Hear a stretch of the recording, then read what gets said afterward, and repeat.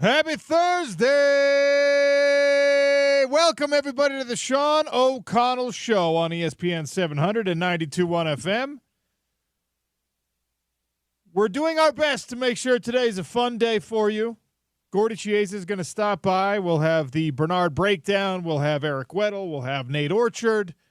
Our friends from the road home are going to swing by as well to talk about the initiatives going on right now to help your fellow Utahns in need through the Rocky Mountain Chevy dealerships and the road home. That mediathon is coming up in about a month. So start setting the funds aside right now to make your donations. I was debating where I wanted to start the show today. James Peterson producing, by the way, because it was a relatively slow sports night last night. You had some Maction, but Maction doesn't get a lot of traction on our airwaves, James. No traction for the Maction, unfortunately. You know, maybe if we were in Ohio or something, but probably not because there's even if bigger teams in Ohio. Even if you're in Ohio, you're not really dialed into the Toledo game. Maybe if we were in Toledo. There we go. One of my PFL guys, one of the producers on the PFL stuff that I work, did Maction last night, and I was like, I'm jealous. That's one thing. That's a bucket list thing for me. I want to do play-by-play for a college football game. I've never done that yet. Okay. I thought you were going to say specifically for a MAC game. Well, honestly, Maction would Tuesday work out. night MAC game. Tuesday or Wednesday night would work out perfectly to just call a game. Like, would I prefer to do an SEC game someday? Yeah. Yes. Hey, man, I know you probably consider yourself one of those sickos that loves watching all the time, though, and so I wouldn't have put it past you. Like Porter Larson always talks about, yeah, I'm always in for Maction. Dude, I would not scoff at Maction. No. I would not scoff at FCS action. Just a college football game. I do some D3 work. Yeah. I'm not bothered by Beloit College versus Oberlin. Yeah. If that's something I can get. Why would you be? You know, the Yeomen of Oberlin, by the way, if you're not familiar with that.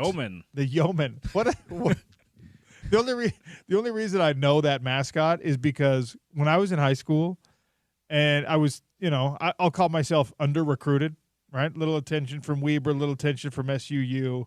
The big schools, nothing. D3, because I got good grades, I had a good ACT score. Ivy League and D3 stuff, they were all over it. And Oberlin College no school in the country wanted me more than Oberlin did. Now, when they sit down and talk to you, they're just like, hey, we really want you to come here and play some D3 football. Do you have a winning tradition? No, we don't. We actually the hard sell. We actually just reinstituted our football program 2 years ago. Oh, okay, that's not great.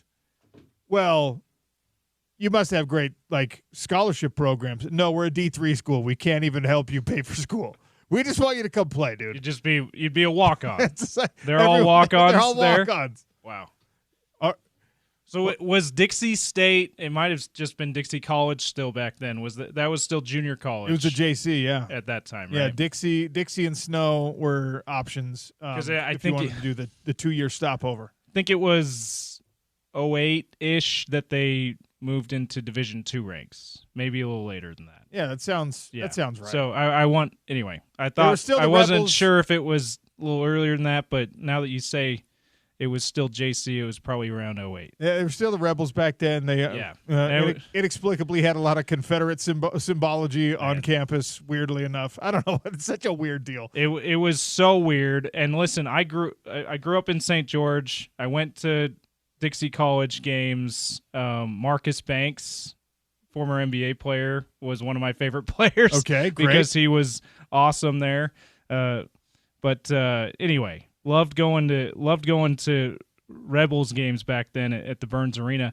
But I was so ignorant of just how pervasive the Confederate symbology and culture that the college had adopted until I was in college. I'm a little embarrassed that I wasn't even aware. But anyway, you don't think about those things when you're young. No, but until I was going to school there, and they talked about some of the reasons why they went away from that. It was still Dixie State when I was going there, and now they've went away from the Dixie name.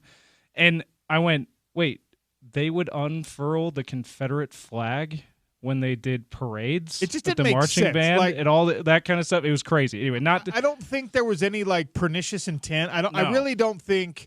I don't think it's a larger commentary about that community. It just doesn't make sense. And it was a weird deal. It was just like, well, why? If you're going to adopt anything, why did you adopt that? That is so far away. But it's, we know the reasons. Right. Anyway. Sorry to go on that tangent, but yeah, it was I felt the same way. It was like I know it started because a lot of Southern there was a lot of Southern pioneers that settled as Mormon pioneers, but it was always strange to me once I was actually conscious of all of that. But anyway, we can move on from that tangent. Yeah, it's weird tangent, and I started that tangent with the Maction comment, but we are 2 days away from the final home game of the season for the University of Utah. And I guess technically BYU, if everything shakes out in an ideal fashion, BYU could still have more home games, even playoff games, right? I mean, that can happen for BYU. Yeah. But there's nothing better than college football. There just isn't. College football, even when you're having a bad year, even when it sucks and your team is not great, there just is nothing that you can boil down and call more enjoyable than college football, in my mind. So I hope we see everyone out there at Rice-Eccles Stadium for the kick and previous to the kick, get in the building, honor the seniors. I got thinking about how many times you have an opportunity as a sports fan to like bid a fond farewell and in some ways a bittersweet farewell to some of the all-time greats in your program and to know that they're some of the all-time greats. Like Brant Keithy, unfortunately, is going to be out there, I assume, like in a leg brace, in a boot, on crutches probably, right? He's gonna have to hobble his way to midfield to get the adulation and the cheers. But Brant Keithy is a guy that you can look back and you can say, that guy goes down, and he's in the record books, not at the top of the record books because injury prevented that, but he goes down in the record books as one of the all-time greats to play his position and really to play the position, the tweener position of just being an offensive weapon. And one of the best pass catchers in program history, tight end or wide receiver, no matter, either way. And he gets hopefully recognized as that, and I hope that, the cheers are loud. And then it got me thinking about the Cam Rising situation, and I put a poll up on Twitter at RealOC Sports about where we think Cam Rising is going to be. The quarterback deal has been a 2-year conversation now, and it's been exhausting for fans at the University of Utah, and it's been exhausting if you're the guy on the radio. It reminds me so much of the Groundhog Day situation we found ourselves in with COVID sports. Being like, well, contact tracing and figuring out how many people are available on this roster, and you might have to forfeit. I got so sick of talking about all those like weird, I'm not an expert in the medical field type situations. It reminds me of that, though. This like, hey, injury, rehab, surgery, communication problems. Is this coaching staff hiding something? Is Cam hiding something? How bad do these guys want to play? Has the locker room been lost because of how this has been handled? It's been an exhausting and annoying kind of cycle that I have contributed to, and I apologize for that because I've answered and asked some of the wrong questions. But it got me thinking about Cam Rising. Cam Rising, I hope, and I text Cam to find out. No response yet. I hope Cam Rising is walking. Yeah. I hope Cam, because he already did, right? Yeah, but so is Brant. Right. But I hope, because there's some finality, at least, especially with Brant, to this one. That, again, I don't expect great attendance. I don't know how much energy is going to be in that building, but I think that the hardcore Utah fans should and will show up to express their appreciation to not just individual all-time greats, but some of the guys that are matriculating on, that are graduating, that are playing for the last time at Rice-Eccles Stadium. Some of these guys have given you the best years of Utah football that you've ever had the pleasure of watching. And that's where the bittersweet element comes into it, because they're not going out on a high note. They're not going out, they're not riding off into the sunset on some glorious chariot of championships. It's like a couple years ago, this was one of the best teams in the country. This was one of the most interesting programs, and one of the programs that the fan base could rally behind and be so proud of, not only from a community standpoint, but also from a win-loss standpoint. Now, I still believe the community standpoint applies and is true. I still think when you look at what a lot of these guys, and again, I'm talking about the ones who've been there the whole time. I love Dorian Singer. I think he's a phenomenal player. I hope everyone gives a big round of applause to Dorian Singer every time you see him, every time he's on the field, if you run into him at the grocery store. I think he's one of the best that you've ever had, one of the most talented guys that has ever come through this program, and the numbers certainly aren't going to support that. But you talk about a one-year rental, you could not have asked for a lot more from the player's standpoint. Keeping his head up, playing hard, playing the right way through a lack of production, through a quarterback situation that was one of the worst quarterback situations in the country at the end of the day, because of the uncertainty, because of the bad luck with injuries, because of the inexperience, all that stuff. You look at what these seniors have been through, and even, I guess, if there's some rising, departing juniors, maybe Lander Barton is in that category. Yeah. If Lander Barton walks, I'll be surprised. I don't think that he's had the year he needs to have in order to make him a big-time NFL prospect. I think definitely before the season, certainly on this show, we expected this to be a year where he would feel like, yeah, I'm gonna put my name in the draft. I'm gonna be a top 3 or 4 round draft pick, but he hasn't played that way this year. So I'd be surprised too at this point. But before the season, I think both of us were like, yeah, this will be his last year at Utah probably. That's what I thought. And I think you get him back for another year probably. Yeah. I believe that. I don't think that he's a big-time transfer portal risk. I think that, his family connections to the University of Utah, he's played well enough that obviously you want him back, but he hasn't played well enough that the NFL is going to be desperate for him in the top 3 rounds. And you'd hope that he'd be competitive, that competitive drive that he has would be enough for him to go, I want to be part of a turnaround here too at Utah, and not what we see more often nowadays. Hey, because it was bad, let me go elsewhere where it'll probably be better. Yeah, it's funny because we talked to Morgan Scally yesterday, and his praise of this team practicing the right way and having great energy and having the right attitude, I'm not going to lie, can sucker you into thinking like, there's not a bunch of guys who are going to transfer. Like, they still love playing Utah football. But you have to know that there's going to be an exodus. And you have to know that the coach, when a coach comes on and talks, he can't frame things any other way. No. He's not certainly, and I don't think he's being disingenuous, but it's part of his job to interpret this program in the most positive light.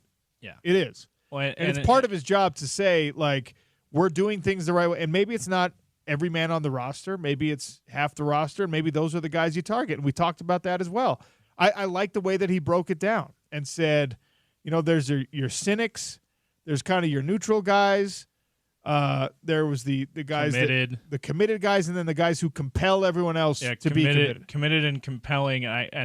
We're forgetting his second one, but anyway, yeah, it was like the neutral, right? Yeah, it's just kind of like the participant. Yeah, he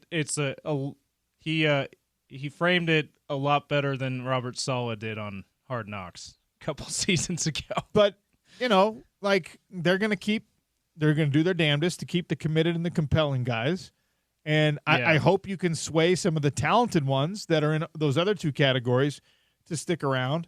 But I think that what happens with Cam Rising is going to be a driver for a lot of people one way or another, right? And I think that the way a program handles one of the all-time greats, and I will unapologetically say that about Cam Rising, from now until the end of my tenure as a radio host in any capacity at the University of Utah, he goes down as one of the all-time great quarterbacks. He could have gone down had he stayed healthy. He would have gone down had he stayed healthy this year as probably the best, at least the most productive quarterback in the history of the program. Yeah, we were all talking about how it was basically a layup for him to break Scott Mitchell's touchdown record this year. He was 17 to 20 off, and it was like, yeah, he's gonna be the all-time touchdown leader. And he would have been the all-time passing yards leader, and right if he just had hit averages. And we're looking at the roster of pass-catching options, and we were just like, oh, geez. Yeah. He's going to have more yardage this year than he's ever had. So, look, there's a lot of what if.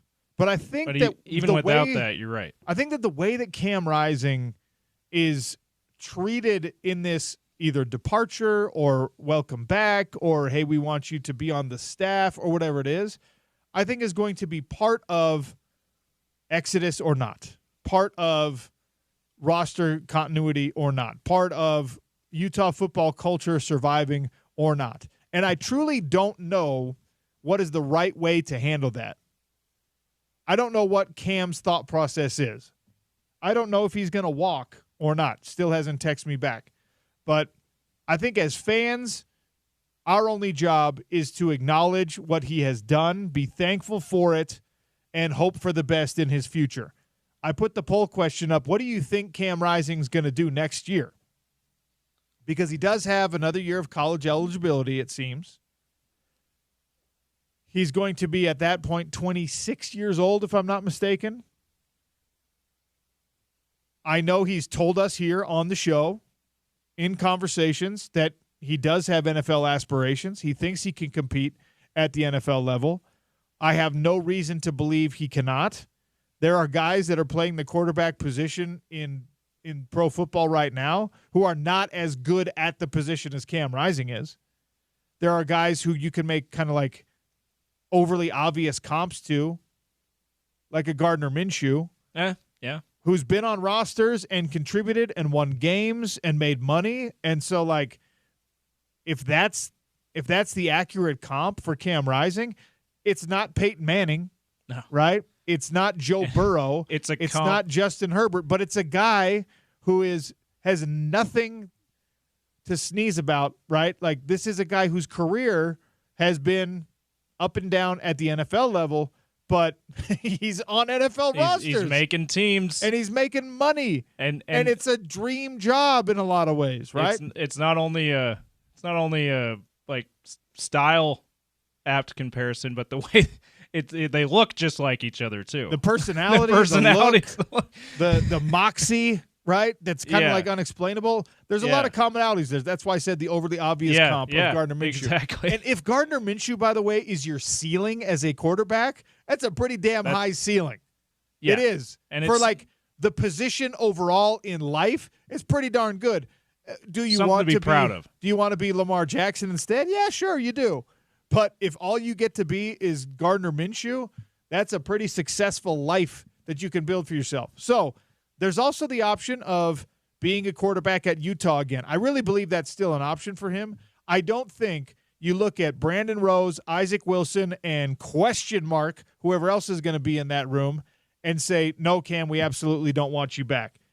There are a lot of Utah fans who have felt that way because of the frustration, because of the, oh my gosh, like how did this guy get all the NIL money that this Utah football program has? How did this guy once again get us to feel so good about what was going to happen, and then his bad luck makes it feel like it's my bad luck? It's not a reasonable, rational reaction for Utah football fans to be mad at Cam Rising for getting injured. It just isn't. Like, I understand it. I know why you feel that way, and I know why I probably have slid into that at times as well. But it's not an adult reaction to be like, oh my gosh, I'm so sick of this guy. Complete that sentence. I'm so sick of this guy what? Having debilitating injuries? Yeah. Like, stop it. Not being physically able to play. I mean, it's unfair. He's silenced, in my opinion, he's silenced any doubt that he truly wants to compete and give his best to Utah football in that Arizona State game. When the third play of the game, it looked like his ankle broke, and he stayed on the field despite a complete inability to execute. And despite the fact that the coaching staff should have taken that decision out of his hands because he was not healthy, Cam Rising thought he was doing the right thing for his team by being out there, and so he did that to his own detriment, severely to his own detriment. The injury happened on the third play of the game, and the injury ended up being season-ending, James, which means he played another 75 snaps with a season-ending injury. So on this show, we're not going to do the thing where we question Cam Rising's commitment. Now, maybe, at least not to winning, maybe his commitment to Utah football, because of the way this is all played out, is now diminished. Maybe he's seen, like, my injuries were handled the wrong way, the reaction of this fan base and the way the people came at me and questioned me. Maybe he's gone a little bit sour on Utah. I don't know. We haven't had an opportunity to talk to him about that. But I don't think you're in a luxurious enough position as a football roster to say, we don't want you to come back here to play football for us if that's what your decision is. I don't know whether that's even part of the conversation right now, but I put it as an option on the Twitter poll because it has to be an option. Yeah, he has eligibility to play another year, and the school he's at and the school he's been most successful at needs a quarterback. I'm not going to build the case as to why you should put any eggs in that basket, because you have to have a very healthy plan B, and having a plan B with that guy there is more and more difficult, but I think it's an option. So, do you think that he becomes a Utah football quarterback, starter or backup? Do you think that he is off to the NFL? Do you think that he is maybe coaching, which is a lot of people's answer? I said on a pro football roster. In my own mind, that's a better question. Does he play pro football next year? Because it's not just the NFL. Yeah, you got new UFL, the Spring League. You've got CFL that are obviously still options. Yeah, and one of the comments was actually really funny about that. They said CFL Rookie of the Year. He's going to tear it up there. That'd be awesome. I'm like, okay, that'd be awesome. Most people are voting for either quarterback at another school or other, and the other is like that CFL thing or is coaching as a GA. Cam has told us, I don't know if coaching's in my future. Cam is a guy right now who looks at football and says, I see what these coaches, like, that's a grind, right? Now, he's 25 years old. You can make decisions. You can change your mind 1,000 times between now and December. You can make a decision before next August that is completely different. I don't know what the market for him in the transfer portal is. I don't know what the market for him in the NFL is. He's got to rehab an injury. He just had surgery a couple weeks ago, but he's a good football player. And I don't know how healthy he comes out. Like, he's had one knee completely reconstructed. I don't know what the surgery actually was on the right leg now. But, like, this is a guy who is going to go into whatever situation at 25 or 26 years old with some potential physical limitations, and that's the market for him. But he's one of the all-time greats. And if you're at the game, if you're at the stadium on Saturday and Cam Rising is walking out on the field, your most robust support and your loudest cheer is likely reserved for that guy if you're being realistic. Now, most of us as sports fans are not realistic, but nobody has meant as much to this program in recent history as Cam Rising has. And will he come back? Will he not? I have no idea. The winning vote right now of QB at another school makes me a little bit sick.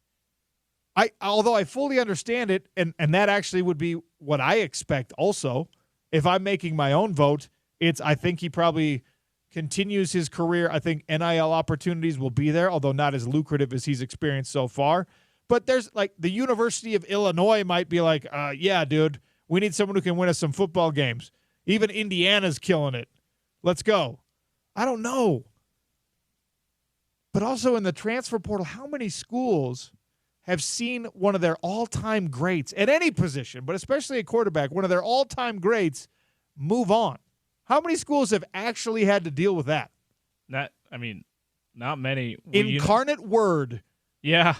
I suppose that was it. Lost Cam Ward, and he went to Washington State, and then he went to Miami. But not at the FBS, and certainly not at the power conference level. I suppose Charlie Brewer leaving Baylor, but I don't know that Baylor seemed to – maybe they didn't have a lot of plans for him anyway. Maybe that was why he left. So I don't know if that totally qualifies. And Charlie Brewer might be a really good – he was very, very productive. He was now awesome at Baylor. But when you've had a Heisman Trophy-winning quarterback at Baylor previously – not all-time great. The bar of all-time great gets moved pretty significantly.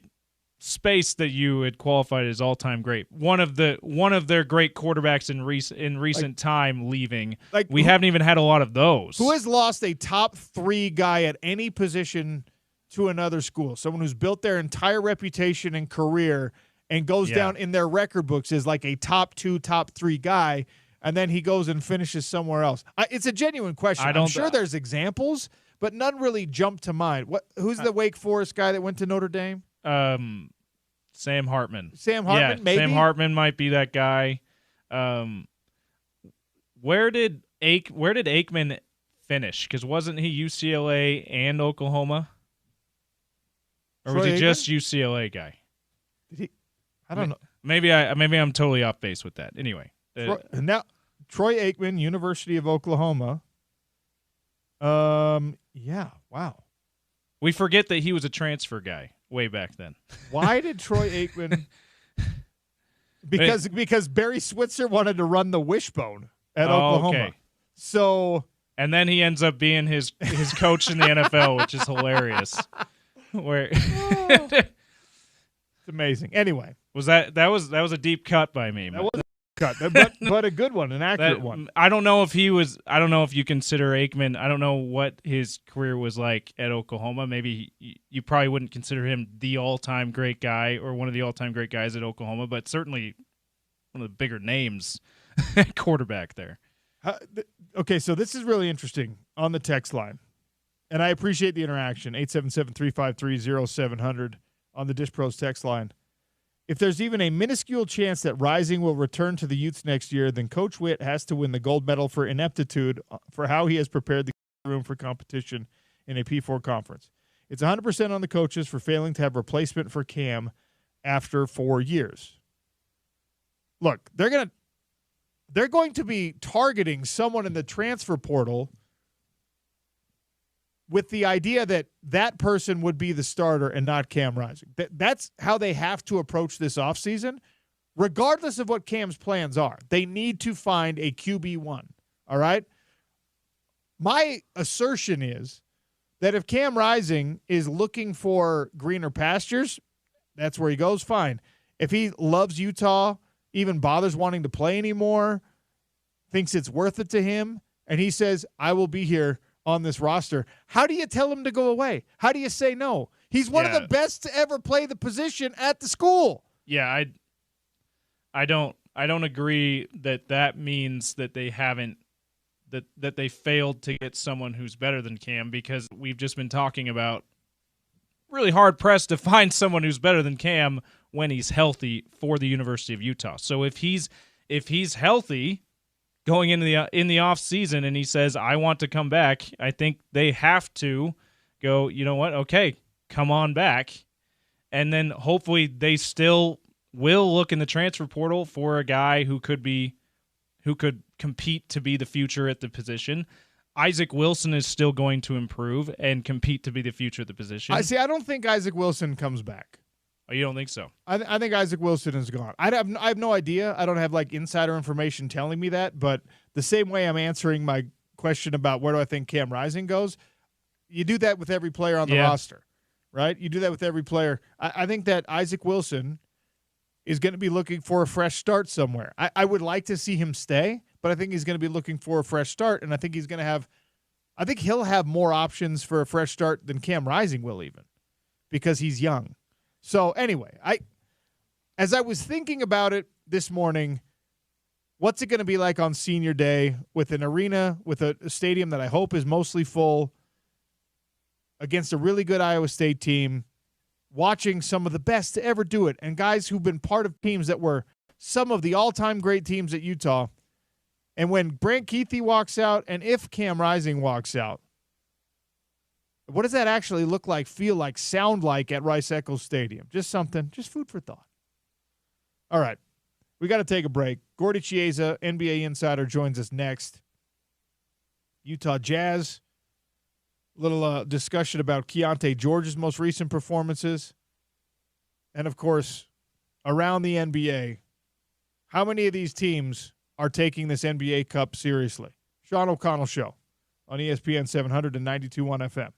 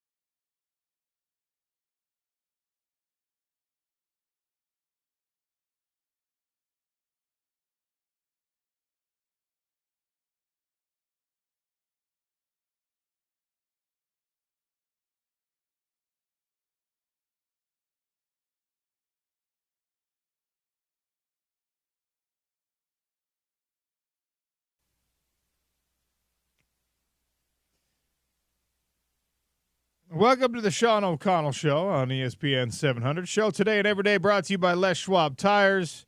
The tires, the wheels, and accessories for whatever you drive at Les Schwab. Stop by, and the professionals there will get your job done right the first time. That's Les Schwab. Gordy Chiesa, my good friend, our NBA expert, joins us on the show. Gordy, how are you? OC, I am doing well. Thank you. Gordy, I want to pick your brain about this article I was reading earlier today on ESPN from, I think it's Tim Bontemps, talking about the core players, the big threes on NBA teams. And he goes down through every team in the NBA, and he kind of ranks the three most talented, the big three on each roster. First, is that what you need now in the NBA? You can't be a big two. It can't be one MVP caliber player. You got to have like a core of three that are star or superstar players. Correct. Yes, you do. The way it's played out now with the salary cap and also with the luxury tax, you need three basically star players. Now, however, OC, those three star players have to play in harmony where they have an elite talent level, but their skill set is slightly different. And that's when it gets so interesting, where the players are talented, but they play the same. Usually speaking, you want to have a wing dynamic scorer. That could be either a two or three player as far as a two-man or a small forward or a combo. You want to have, generally speaking, one big guy, most times the way it is played now, that plays outside on perimeter to as a big guy that has skills, someone like Nikola Jokic, and then probably a scoring point guard. And I don't mean just old school, pass first. That guy's be able to score the ball. And the reason why I'm saying that, because playoff games, you need three guys to be able to score the ball consistently, especially in the fourth quarter. So the way that they constructed this study in the article, I think, was clever. It's not just their production. It's not just the talent. It's also the core age, the average age of the core three players. And his number one, I doubt you'll disagree with, his number one is the Boston Celtics with Jason Tatum, Jaylen Brown, and Derek White. Does that feel like a good starting point as kind of tops of the big threes in the league right now? Yes, very much. And all three have different skill sets, and they're all like under 30 years old, and the way they play in harmony. The answer is yes, I agree. Okay, so, and that brings me in with the Utah Jazz, who we know, everyone understands, they're in a bit of a rebuild right now, and they're actually, according to the article, kind of at the top of the rebuild category. They're ranked 25th overall, according to the big three here. Lauri Markkanen, Keontae George, Walker Kessler.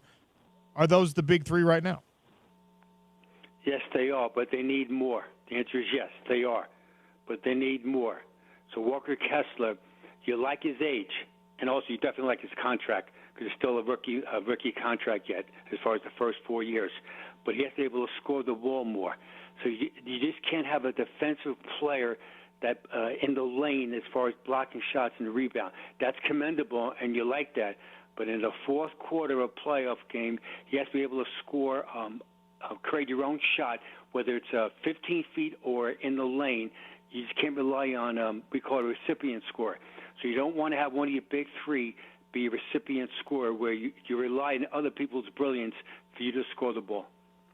Can you win an NBA championship without an elite big three? Like right now, I don't think the Golden State Warriors have an elite big three. They have a quality one. It's not as good as the one that we saw when they were truly a dynasty. But is that a team that can actually compete for the championship because they fill in the cracks elsewhere? Yes, that's one outlier. Well said.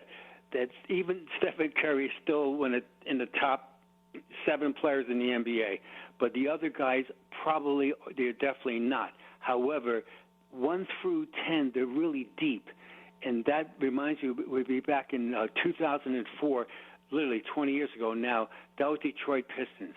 That they really had Chauncey Billups, now coaches the Trailblazers. They had a bunch of guys, and Ben Wallace, defensive player, is that they had the core guys of like 8 or 9 guys that really played well together. So it could happen, but it's unlikely. OC, let's talk about, with the same discussion then, would be the OKC Thunder, because right now they're the ones that everyone's trying to replicate what they've done with their roster as far as their group. So Sejos Alexander, he's a star player, absolutely tremendous. Jalen Williams, incredible player, third season in the NBA. He's a 20-point scorer. And now it gets interesting. And then Chet Holmgren. So he's injured right now, but he's a tremendous young talent that can play outside and block shots. And so they're the ones that everyone should be watching. And then the other pieces they have with the Lou Dort and Alex Caruso, Cason Wallace, Jalen Williams, all those. And now they got Hartenstein back off injury last night. He missed the first 15 games with a fraction of left thumb, his shooting hand. He came back and gets 13 points and 14 rebounds. So the Thunder, you can make a discussion. They're slightly younger than the Celts, but they're up to 2. They should up there very high rankly also. Gordy Chase is my guest here on the Sean O'Connell Show, talking all things NBA. Looking back before we look forward to the matchup with the San Antonio Spurs, when you see the Jazz play against a team like the Lakers, I'm okay if AD goes off and has a 40-point game. And it's like, all right, if LeBron James shows up and is LeBron James, you don't have superstar talent to kind of combat that. Fine. But it seems like it happens way too often, Gordy, where someone who's like a sixth man on another roster or someone who's not a star player on another roster has a career night against the Utah Jazz. This happens, I feel like, once every single year, and Dalton Connect, of all people, goes off for 37 points. Why and how does this happen? Well, the first thing is he's picked in a draft at number 17.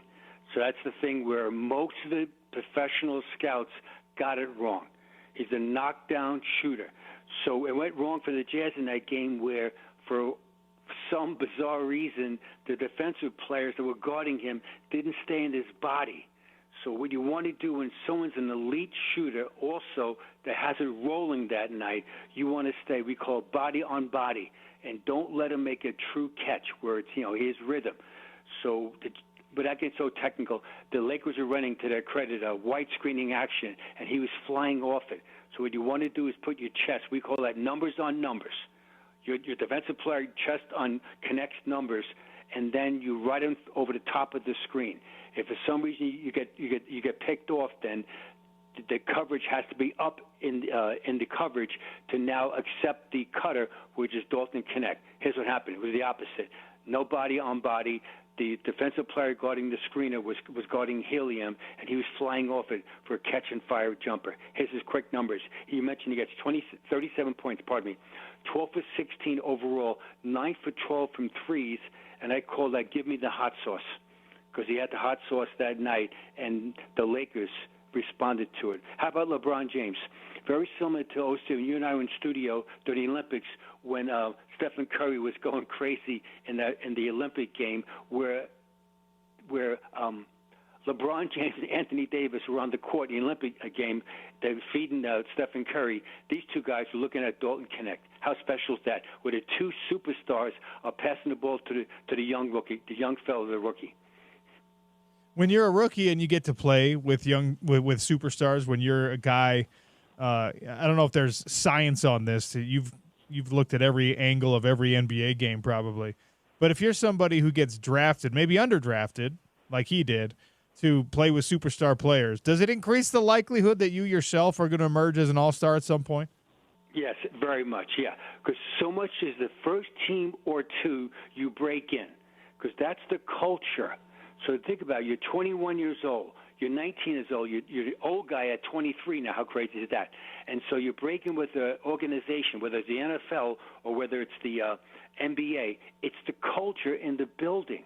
And so with LeBron, Anthony Davis, and now with J.J. Redick in charge, is that Dalton Connect is really seeing how these once-in-a-lifetime generational players, and his coach was a knockdown shooter also, of what it takes to be successful.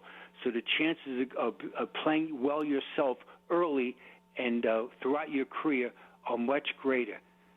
So much is who the team that drafts you. Now, you can overcome that, But in the meantime, people are going to criticize you, or you can't shoot, you don't play defense, you're malcontent, you're lazy running back as far as in recovery. All the things because of the culture, and it sounds so trivial, but it does matter, the culture. One more point about this. You mentioned about the big three. We forgot about in Jazz basketball yesteryear. The Jazz big three were John Stockton, Karl Malone, and Jeff Hornacek. Now, that's the outlier, because when those big three came together, they were all 30-something versus 20-something because of John and Karl. We couldn't get that third guy until we got Jeff Hornacek in the group to be able to almost be world champions. So what you want to do is have somebody in the 27, 28, 29. The Jazz did it in yesteryear. They did it with 30-something-year-old guys. Gordy Chiesa for another minute or two. It's San Antonio tonight for the Utah Jazz. What are you looking for against Victor Wembanyama specifically? Well, Wembanyama is recently he's out. He's out. Wemby's out. He's out. Yeah, no, that's right. He's out with a right knee contusion. He's missing his fourth game in a row now. So also out is Jeremy. Also out is Devin Vassell. So the Jazz get a huge break without Wembanyama being there. Wembanyama, just for the listeners who are, he's averaging 22.7 points per game, 10.5 rebounds, and 3.7 blocks. And most of all, he's such a young guy. He turns 21 years old on this January 4th. That's how crazy it is. But with that said, so the Jazz could win this game. There's no reason why they can't win. They won down there once before, and so what the Jazz got to do is rebound that ball. And so now Zach Collins starts for them, and so the question is, can John Collins and Filipowski and Larry Markkinen, can they really score some points from outside, but also bang the board to get a differential? Gordy, what's your list today? My list today, OC, is the other day Russell Westbrook set a milestone, and I wanted to talk about it. This list today is a quick list. NBA all-time regular season career triple-double leaders. So triple-double leaders for career. What's a triple-double for the fans listening right now? A triple-double is recorded when a player registers 10 or more in 3 of the following 5 game categories. They are 1 points, 2 assists, 3 rebounds, 4 steals, and 5 block shots. Prior to the 1973-74 season, the NBA did not officially record steals and blocks. And the reason why I say that, because we never know how many blocks that Bill Russell had, or Will Chamberlain had, or Nate Thurman had to add to the rebounds and to points. All right, here we go. The top 10 all-time triple-double leaders. Number 10, plays for the Sacramento Kings as we speak right now. Domantas Sabonis has 61 career triple-doubles. Number 9, plays for the Dallas Mavericks. Luka Doncic has 77. Number 7, tied all-time with 78 career triple-doubles. One plays for the Clippers right now, James Harden. Other one is Will Chamberlain. So we don't know how many blocks and steals that Chamberlain had throughout his career. Number 6 all-time, he's the coach of the Dallas Mavericks. Jason Kidd had 107 career triple-doubles. Number 5, you mentioned about a minute ago, you and I, LeBron James, 5th all-time career triple-doubles with 117. Number 4, this guy, OC, will someday break Westbrook's record because he's an incredible player and on top of his game. Nikola Jokic of the Denver Nuggets has 136 already triple-double games. Number 3, nickname was the Magic Man for the Lakers. Magic Johnson had 138. Number 2, his nickname was the Big O. He did it in yesteryear. Incredible all-around player, Oscar Robertson, with 181. And the all-time leader in career triple-doubles is Russell Westbrook with 200 career triple-doubles. What about Jazz basketball? Quickly, Jazz basketball, meaning New Orleans and Utah Jazz. The triple-double history leaders are Pete Maravich had 7 triple-double games. The late, great Mark Eaton had 6. Karl Malone and Andrei Karolinko each had 3. That's how hard it is to do. So Karl Malone, Andrei Karolinko with 3, Mark Eaton with 6, and Pete Maravich with 7. Lastly, what about Stockton? He had no triple-doubles ever in a regular season. So John played for the Jazz 1,540 games and never had a triple-double in the regular season. However, back in 2000, in a playoff game, at age 39, John got his only career ever triple-double versus the Dallas Mavericks on April 28, 2000. John had 12 points, 11 rebounds, and 10 assists. So no triple-doubles for Rudy Gobert, no Donovan Mitchell, no Darren Williams. That's how hard it is. That's insane. I would have thought all those guys had multiple, and I would have thought Karl Malone had double digits, but it's a testament to how difficult it is. Gordy, thanks for the insight, as always. Appreciate you. Thanks. Peace out. Stay well. Gordy Chiesa, brought to you by Canyon's Ed Sports Pub in Holiday, the place to be on game day. If you don't have tickets for the Iowa State game, head down to Holiday and go to Canyon's Edge. Great food, great drinks, great atmosphere, and, of course, every single play will be on one of their many big screens. Tell them OC sent you. All right, Hot Lunch is coming next. James Peterson, do you have a bag? I don't think I have a bag. I didn't know what this was supposed to mean, but we're going to learn next on the Sean O'Connell Show. ESPN 700 and 92.1 FM, part of the Utah ESPN Radio Network.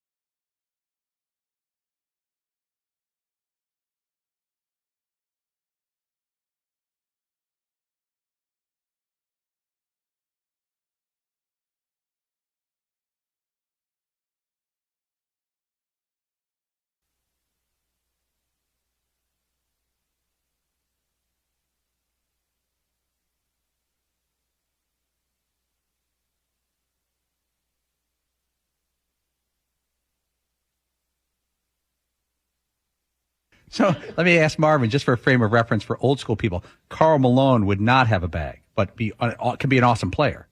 Correct. Yes, absolutely. John Stockton would not have a bag.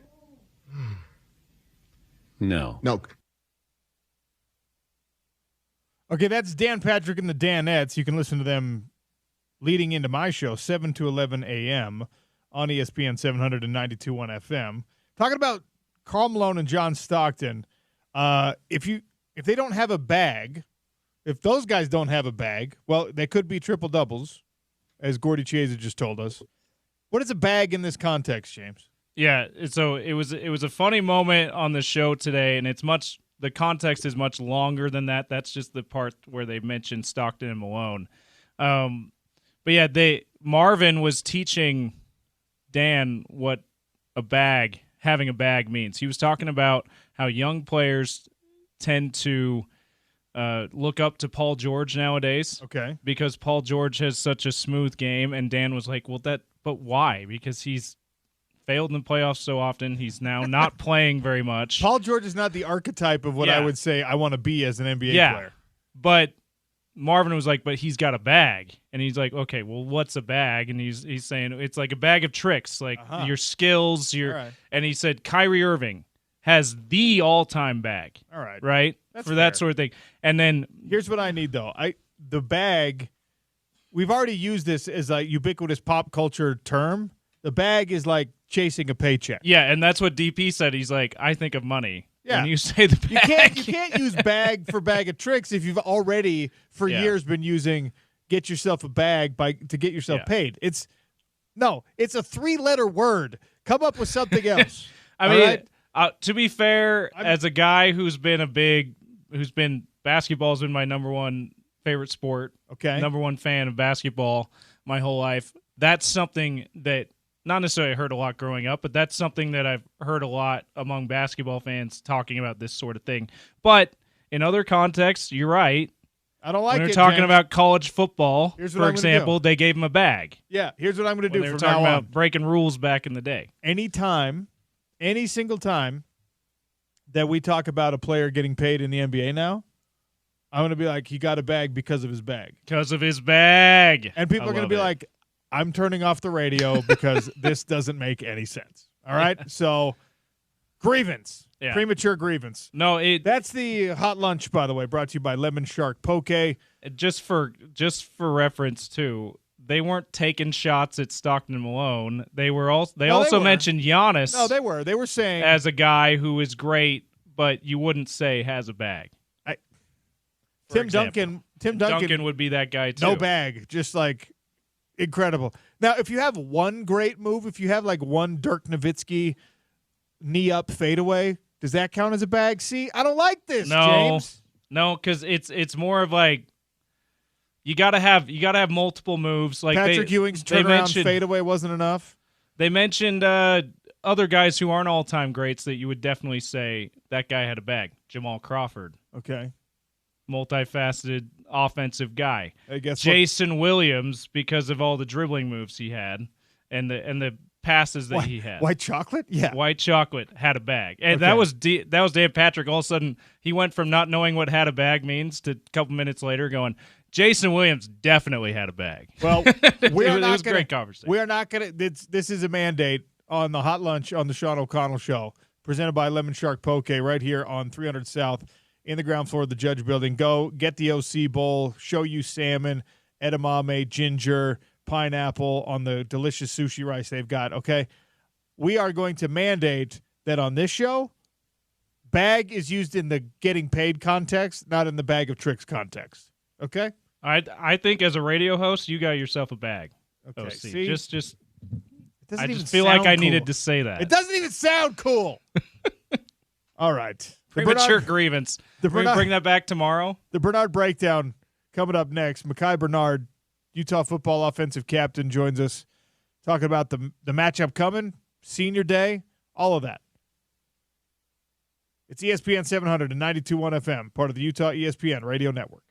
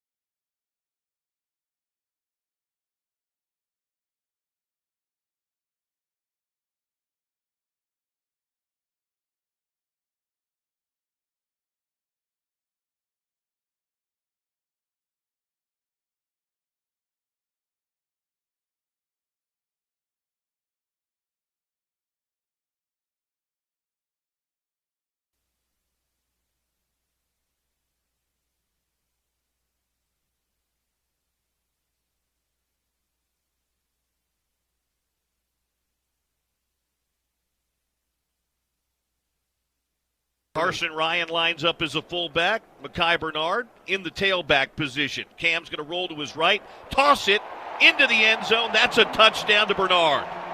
He leaked out after the fake handoff and got all by himself in the red. That's a Utah touchdown.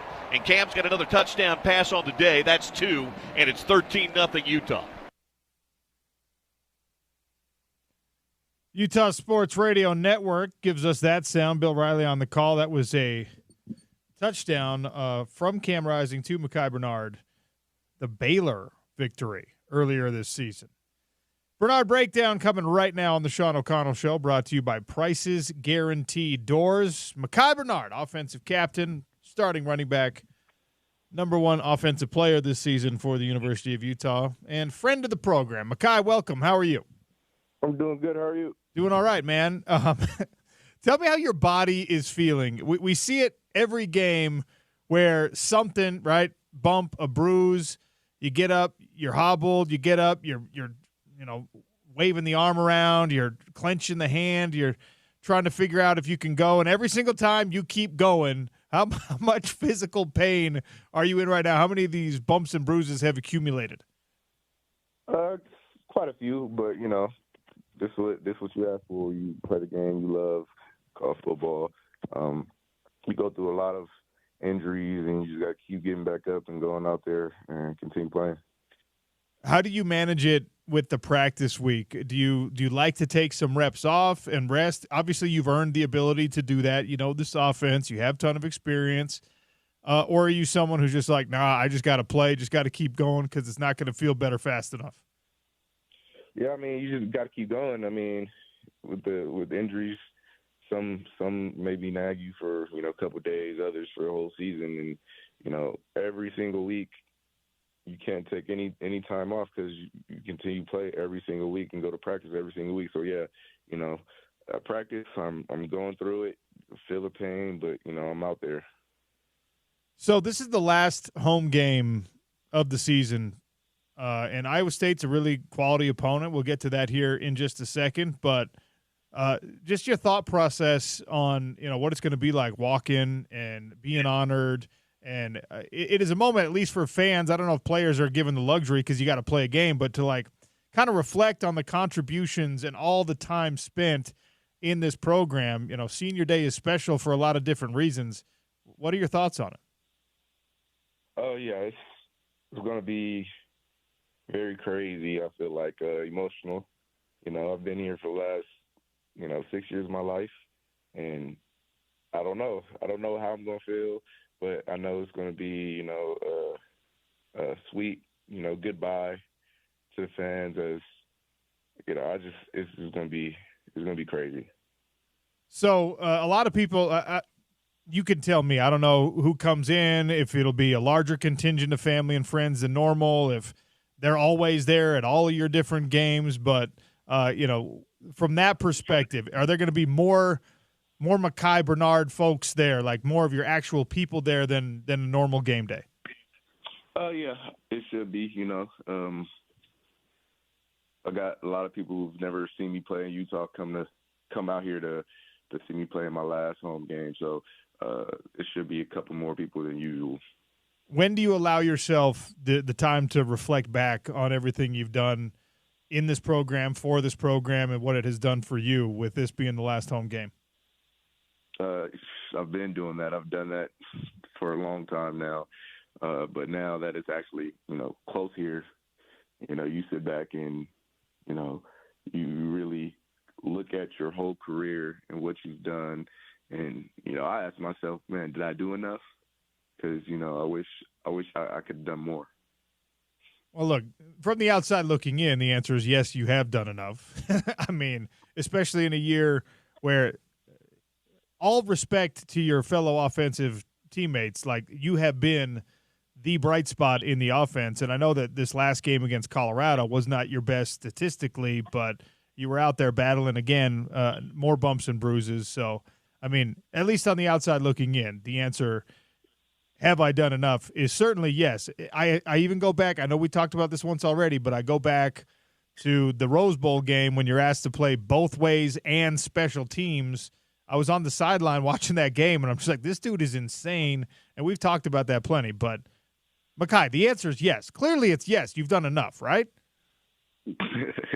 I mean, you to the fans and to everybody else, yeah, they say you've done enough. But, as an athlete, as a competitor, yeah, you kind of hope you did more than what you think. I got to ask you this because we haven't had a conversation about it yet.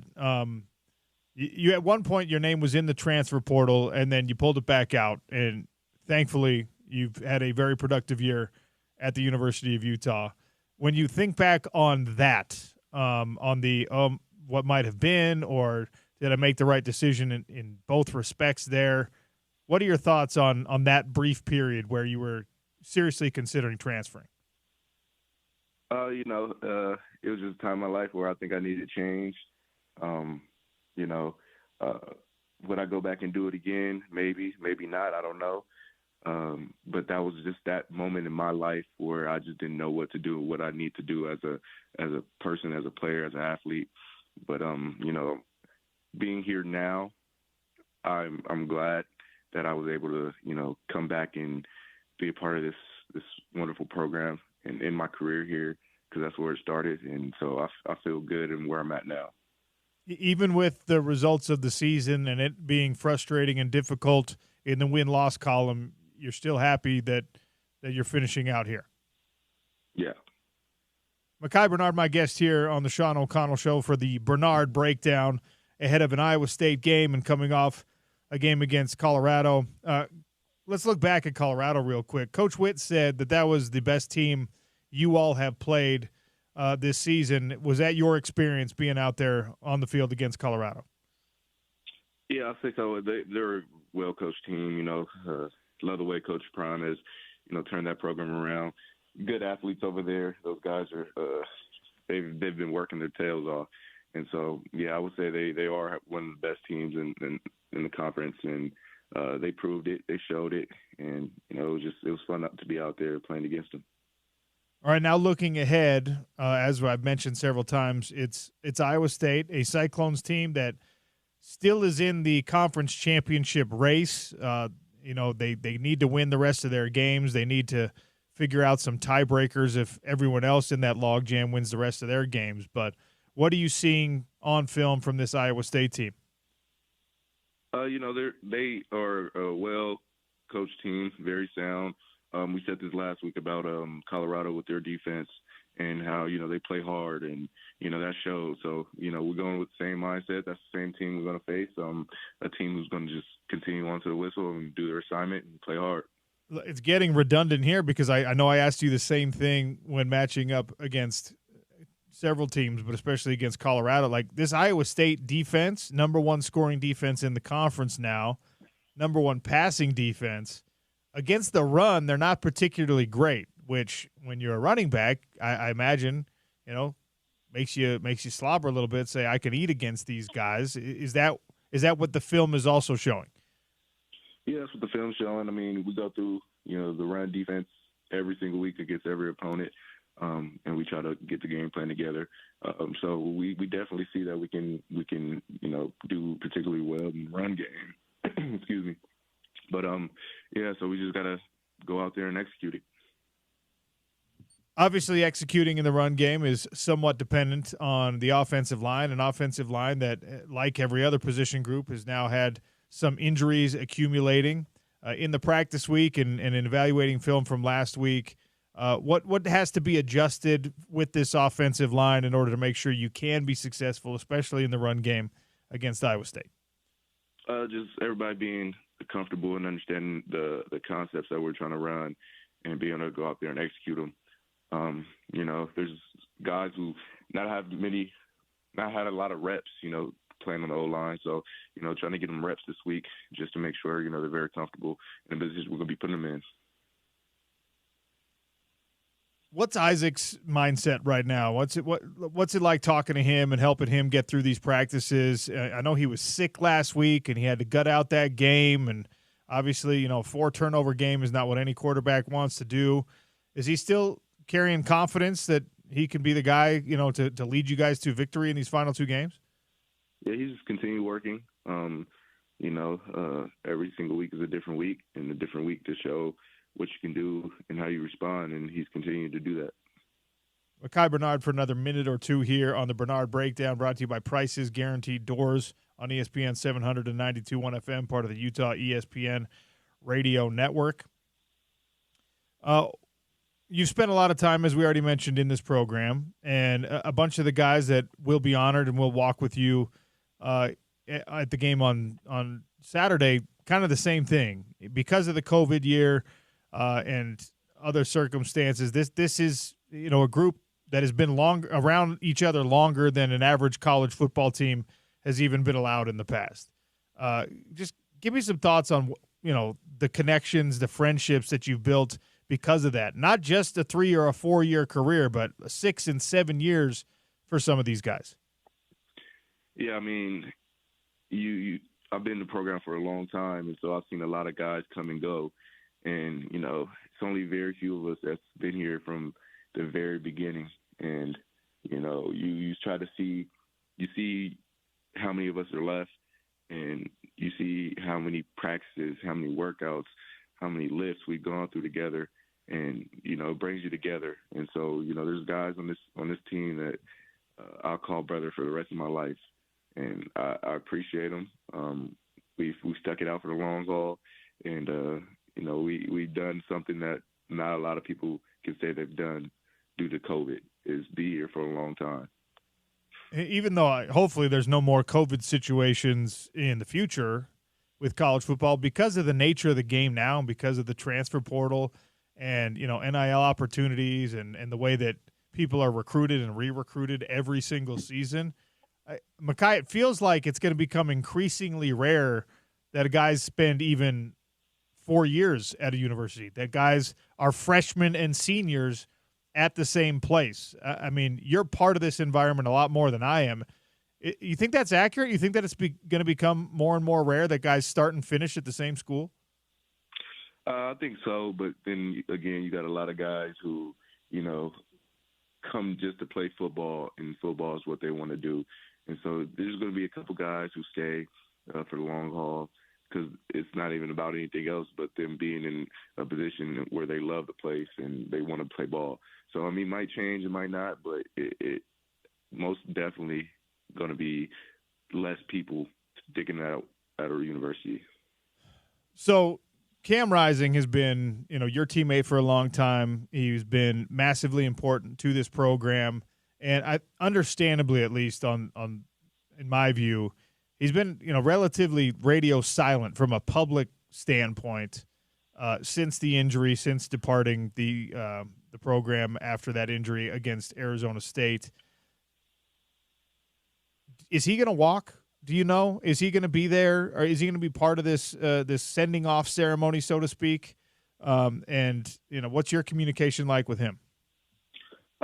I don't know. I don't know what he's going to do. I see him, a couple times a week.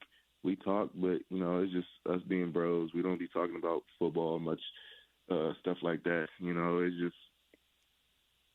me and him. We have a friendship that is beyond football. So when I see him, it's more so, hey, man, how you doing? How's life? What's going on? This and that, other than just football and stuff. So I don't know what he's going to do, but hopefully he makes the best decision for himself.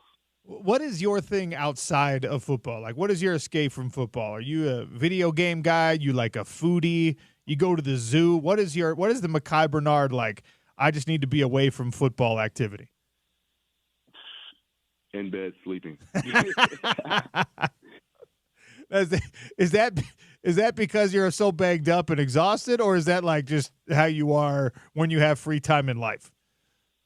It's just how I am when I have free time. I mean, I feel like my best escape is sleep, because I don't dream, so I don't have any dreams or anything. So when I'm asleep, I have nothing to think about. I'm not dreaming about anything, thinking about anything, so I can get away. Hold on. You don't dream as in like you never dream, you never have really had dreams, or just like in a football season you don't have sleeping dreams? Nah, just in general, I might dream every blue moon. I might have a crazy dream, and I'll remember that. But other than that, I don't remember anything when I go to sleep. Have you ever, I don't know, asked anybody? Have you talked to like psychology folks? Does that mean anything? Does that say anything about Mekhi Bernard? Have you gotten to the bottom of your lack of dreams? I have not. I mean, I don't mind it.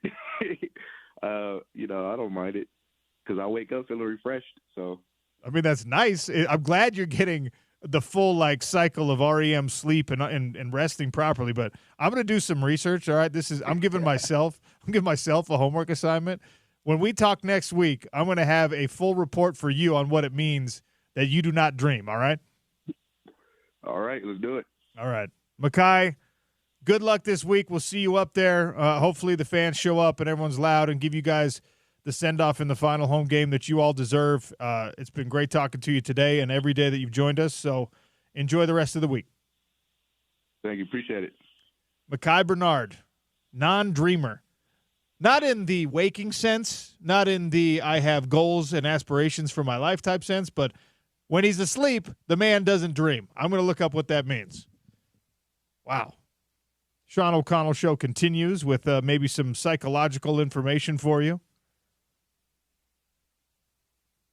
I want to remind you all, as the holiday season approaches and you're thinking of, man, I need to get so-and-so the perfect gift. My guy James Peterson right now, sitting behind the glass, is wearing a hat. He is a hat wearer. James, here's what I'm going to do. I am going to get you, hopefully, a free hat from Wooden Grail, and I'm going to pretend like I bought it for you, and you're going to have to be very thankful. What an honor. Yes. A free hat that you are going to re-gift to me. I love it. In all seriousness, though, the Wooden Grail hats, Utah-born company, so supporting local business is important. But you wouldn't do it if the hats were not fantastic, high quality, incredibly stylish. And thankfully, they check all of those boxes. Ute gear, Cougar gear, Aggie gear. They've got Kansas State, several other universities and teams. If you want to be happy with the hat, if you want to have a unique hat that very few other people wandering around town are going to have, woodandgrail.com. That's wood, the letter N, grail.com. If you don't know the exact hat that your spouse, your significant other, your friend might like, buy them some gift cards. Click on the gift card link, buy the gift card. They can pick out the hat for themselves. Or if you want to show up in person, check out these hats, see if what I'm telling you is true. Iowa State tailgate this weekend up at the University of Utah. Find the ESPN 700 tent right in front of the tennis center, and we're going to have the Wooden Grail folks out there selling hats and selling gift cards. WoodenGrail.com, stylish, incredible, locally made hats for your local universities and your favorite teams. All right, plenty left to get to. Big thanks to Mekhi Bernard for joining us. Eric Weddle is next on the Sean O'Connell Show. It's ESPN 700 and 92.1 FM, part of the Utah ESPN Radio Network.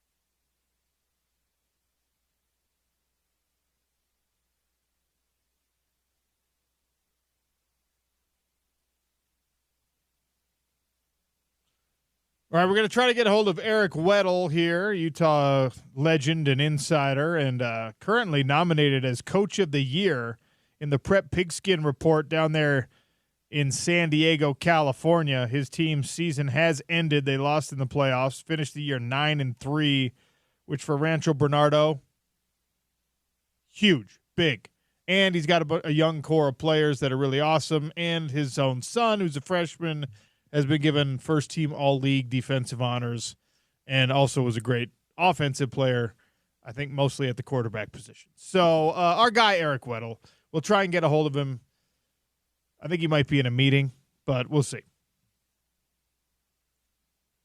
Part of our Big 12 at noon coverage brought to you by Mountain Land Supply. Go to mountainlandsupply.com or check out any of their in-person locations, including a brand-new store for all of your home improvement needs. Part of it is to follow this recruiting picture as the early signing day is less than 2 weeks away. Are we aware of that, ladies, gentlemen?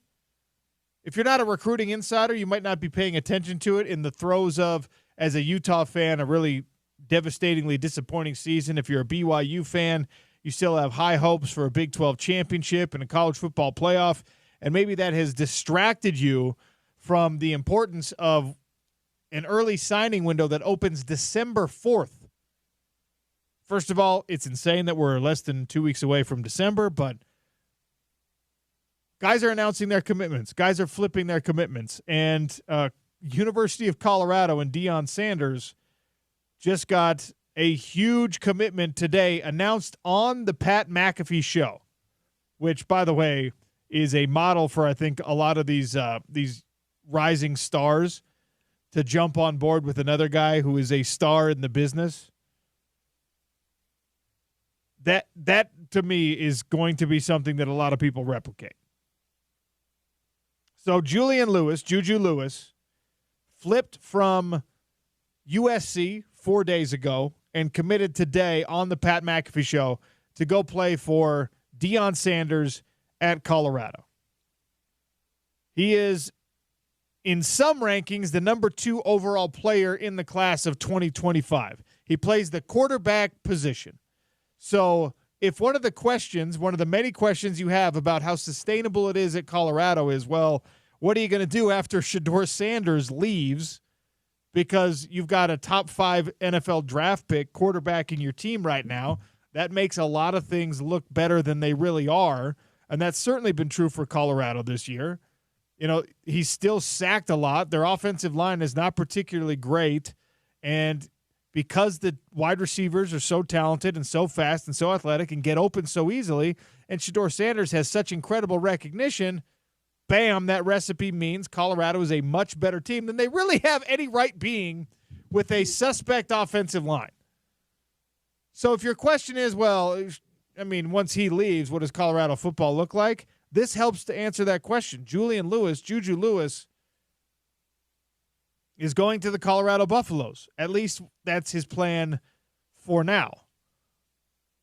I can't imagine, by the way, what those conversations were like when Deion Sanders, whose name has been attached to the Florida State job, if it opens, to the Dallas Cowboys job, to any assortment of rumors about his future, whether or not he wants to be at Colorado, whether he wants to be in Colorado or in coaching at all, if his sons have moved on.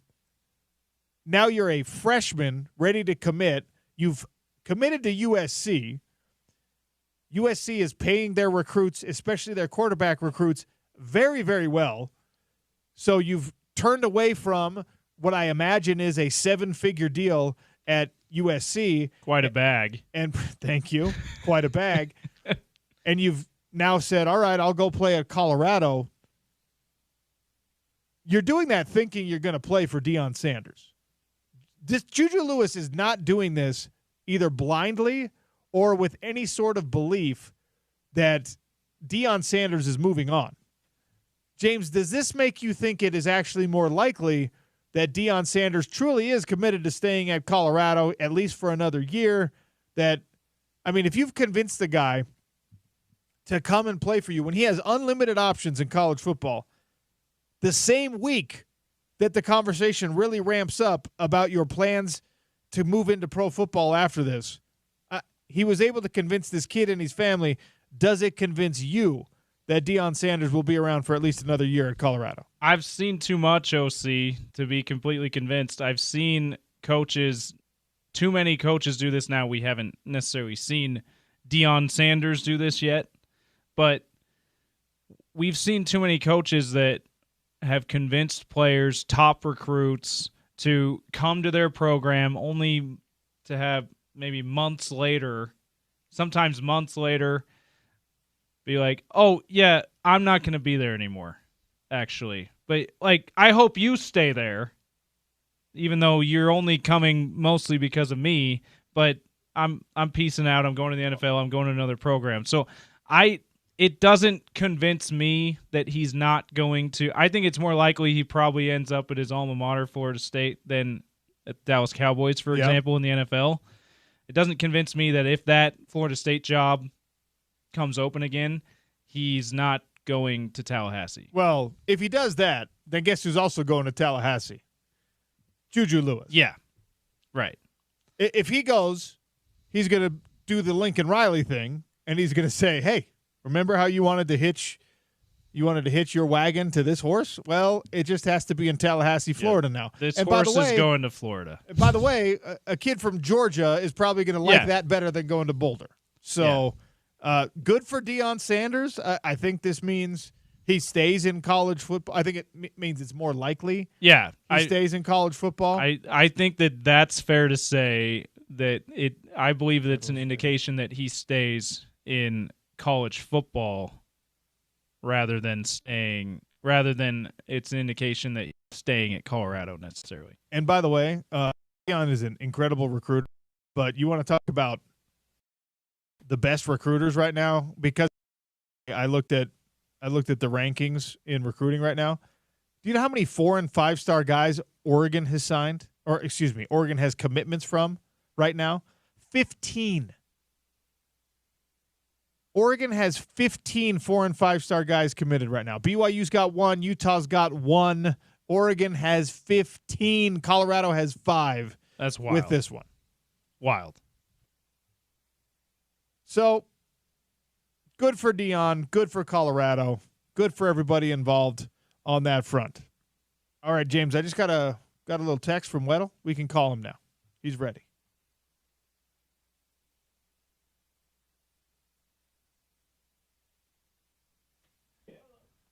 You weren't paying attention to that. Okay. All right. We're going to get a hold of Eric Weddle here. We're going to have a conversation about Utah football's loss to the University of Colorado, and I think more importantly, Weddle, my guy, Eric Weddle, nominee for Coach of the Year in San Diego on the PPR. What's up? What's going on, man? What's going on? Just hanging out. I know that you're not a personal accolades type guy, but there has to be some type of satisfaction knowing that you've been nominated for Coach of the Year. You're doing something right down there. Well, I think it's more that they just had to throw another name in there to make the list of 8. So, it's cool. They're on the list. There's everyone's deserving way better seasons, and so it's cool at the end of the day. I think they just threw it in there because I don't really think I'm warranted for that. Well, I don't like that answer because it's too humble. So if you're out there, is this like a democracy thing? Is this people vote on this, or is it like a media deal? No, it's actually the coaches. So Oh. I have a vote for all the awards, and I don't even know if the media or anyone else is involved with this type of award ceremonies. So I think it's kind of cool. I think it's going to go to the right kids and the right coaches that deserve it. Well, the difference between me and you is I would be writing my own name in there for Coach of the Year, and I know you're not going to do that. No, not when they know who you vote for. So definitely not going to be doing that. Oh, that would be fantastic. All right, let's talk a little Utah football. It's becoming Groundhog Day. It's the same thing over and over, unfortunately. Utah having a hard time finding a way to win. Colorado, we knew was going to be a tough test, and proved to be Utah's toughest test this year. It was the best offensive performance against these Utes. Shedeur Sanders and his crew of wide receivers just went off. And the defense had, I think its first really bad day of the season, if it's fair to say that, although the offense, once again, didn't help out at all. When you had a chance to look at this game or look back at this game, what were your takeaways? Well, I was actually impressed by the fight and how we came out to start the game. Even up until halftime, I thought our defense gave Colorado a lot of issues and a lot of problems. I don't think that they were just going up and down the field on us like a lot of people thought. I do think the second half kind of got away from us, but we made them struggle throughout the first half at times. And the momentum really started to go the other way when that punt return happened, and was real unfortunate because you look at it, there were like the third down conversion rate was like 0 the first 4 or 5 times. It was all 3rd and 10 plus. We were getting them in, and we made Shedeur look real average, if I'm being honest. And I think the issues that a lot of people bring up with him is he holds onto the ball too long and doesn't get the ball out. But then he'll come back and make some incredible throws, and you're just like, oh my gosh, he has it in him. But I mean, the first quarter and a half, the only real big play we gave up was a jump ball in the end zone. So I don't know. I came away I was proud to be an alum. I was proud of how we played and how we were trying to fight and play a good game. And, the reality was they're the better team, and they have an outstanding quarterback and playing really good defense. And even then in the third and fourth quarter, we were right there in striking distance, and we just didn't make the plays. So now it's it's Iowa State, and Iowa State has the best pass defense in the league, but fantastic! But somehow they're like 14th against the run. It's a very imbalanced defensive picture for Iowa State. Starting with that, I mean, look, you've been part of great defenses. How can you be so good against one phase and so bad against another? Because I've been a part of a couple years where it was like that. It was, you're really good against pass defense, and then the run defense was horrible. And there's a lot of things that go into that. You're in a lot of close games, for one, so therefore you're not having teams throw the ball a lot. You could be losing a lot of games, which is not the case for Iowa State, but if you're losing a bunch of games, that means the other team's not passing, so they're probably running the ball more. So there's a few factors in there. Usually the average to below average teams are like that, discrepancy of high and low on one side or the other, and usually the good teams are pretty balanced. So it is kind of odd that they're so one-sided on their defense, but should be interesting to see how we do. Well, I mean, if anything, that plays into if Utah relied on their pass offense to get things going, and now you're going against the number one passing defense, that would make me a little more discouraged. The idea that this is a good Iowa State team that can't stop what you do best on offense, I think gives Utah a little bit of hope. And obviously you can't just abandon the idea that you're going to pass in this game, but it's your strength versus their weakness. How do you exploit that if you're this Utah team? Well, you're 100% right, and you should give yourself some confidence going into this game. I feel like even going into Colorado, I didn't see a team that quit, and that was a good sign. Okay, and more so than anything else, that means the culture, Coach Witt, hasn't lost a team. Like that was big for me to see. Not so much of the end result, but just are the kids still competing and are they playing for each other and those type of things. So going into this game, like you just gotta let it loose and have fun and see what can happen. Like stop playing so tight, stop playing not to make mistakes.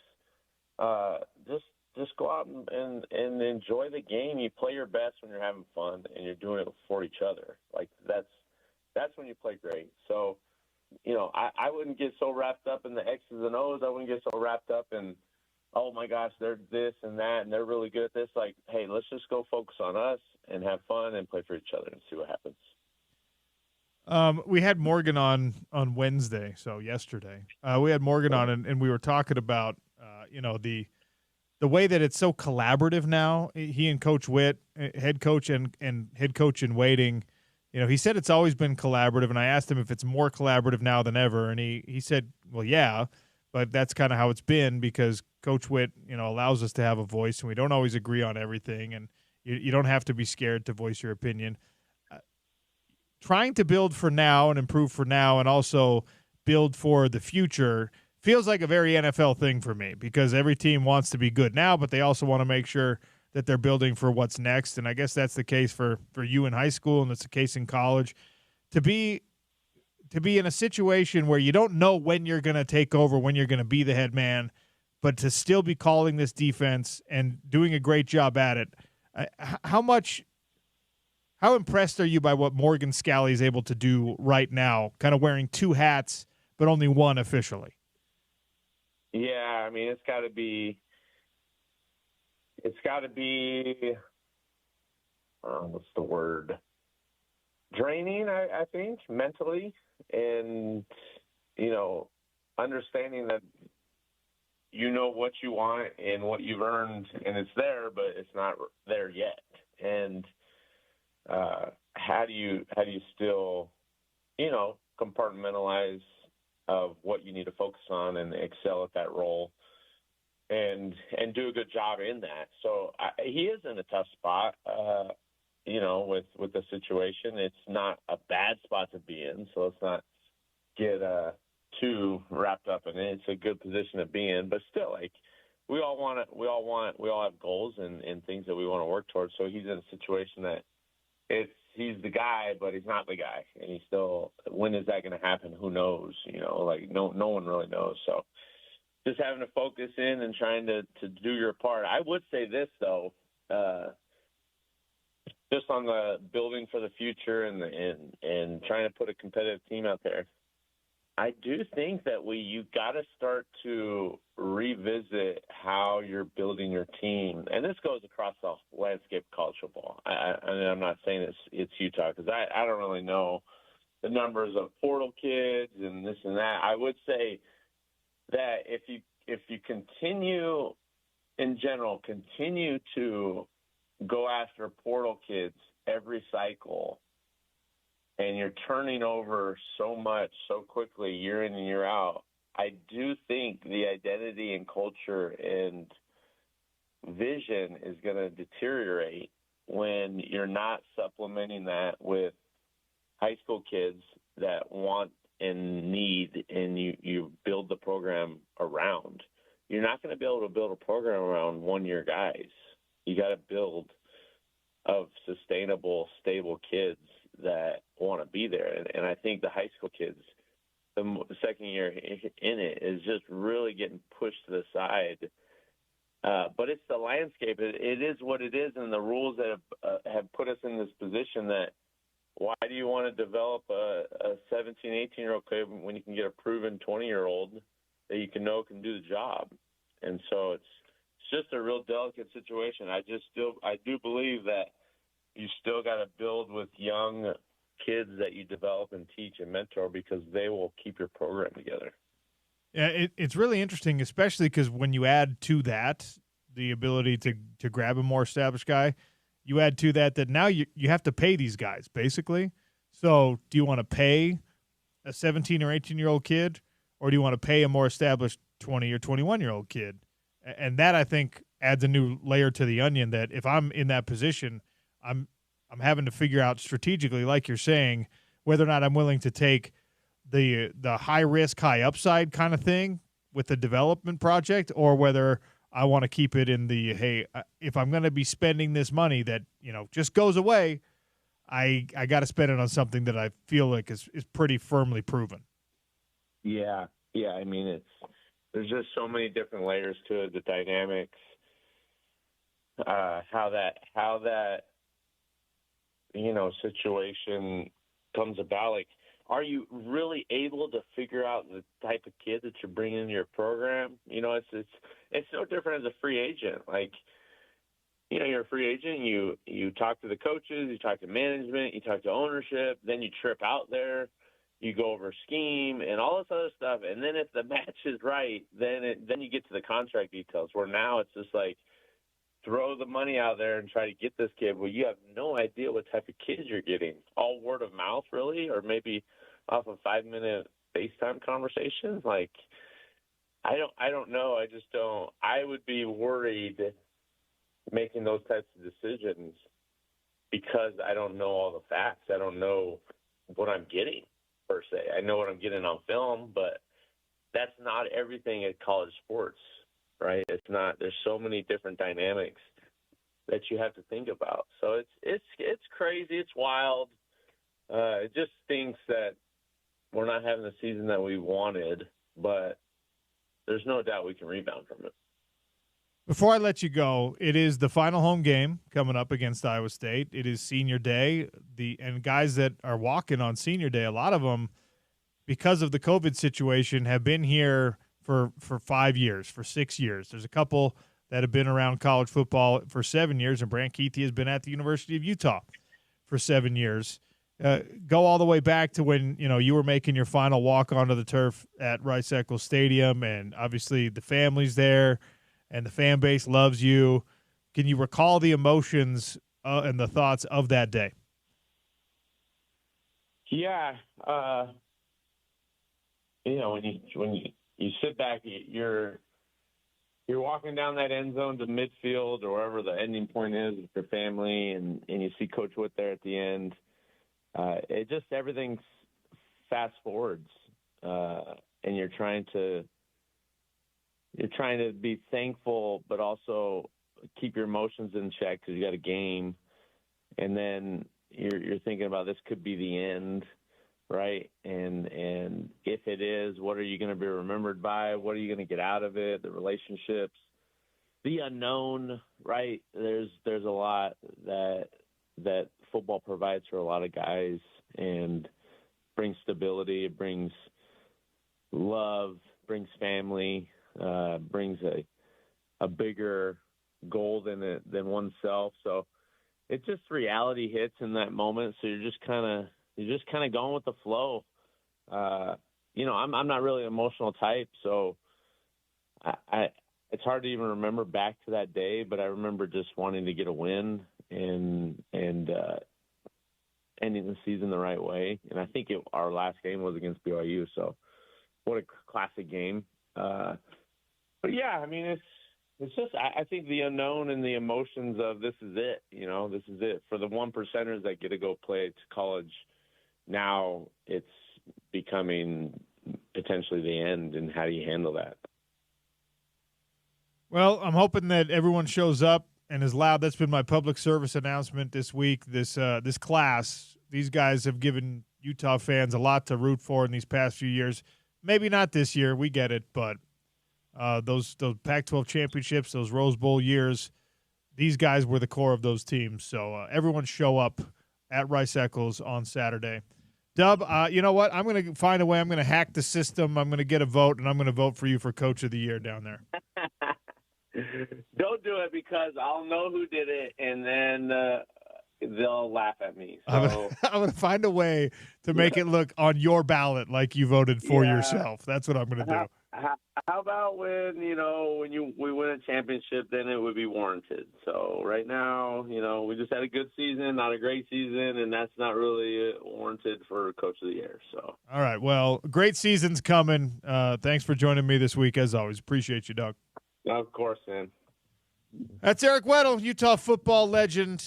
I'm actually bothered that there's no democratic process here because, James, we could spam the votes and make sure that Eric Weddle wins Coach of the Year in San Diego. They'd be like, why do all these like Utah IP addresses keep voting on this? Yeah, we could get us a link.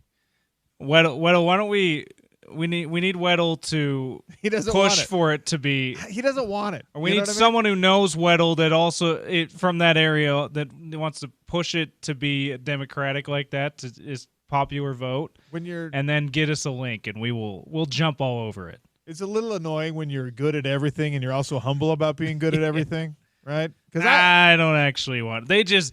They just put me in because they needed one more. I actually want to deserve it if I'm going to get it. It's like, no, I just want it. Whether I deserve it or not, I want it. Let me have it. Give it to me. All right, we're way over time. Got to take a break. Sean O'Connell Show, ESPN 700, 92.1 FM, part of the Utah ESPN Radio Network.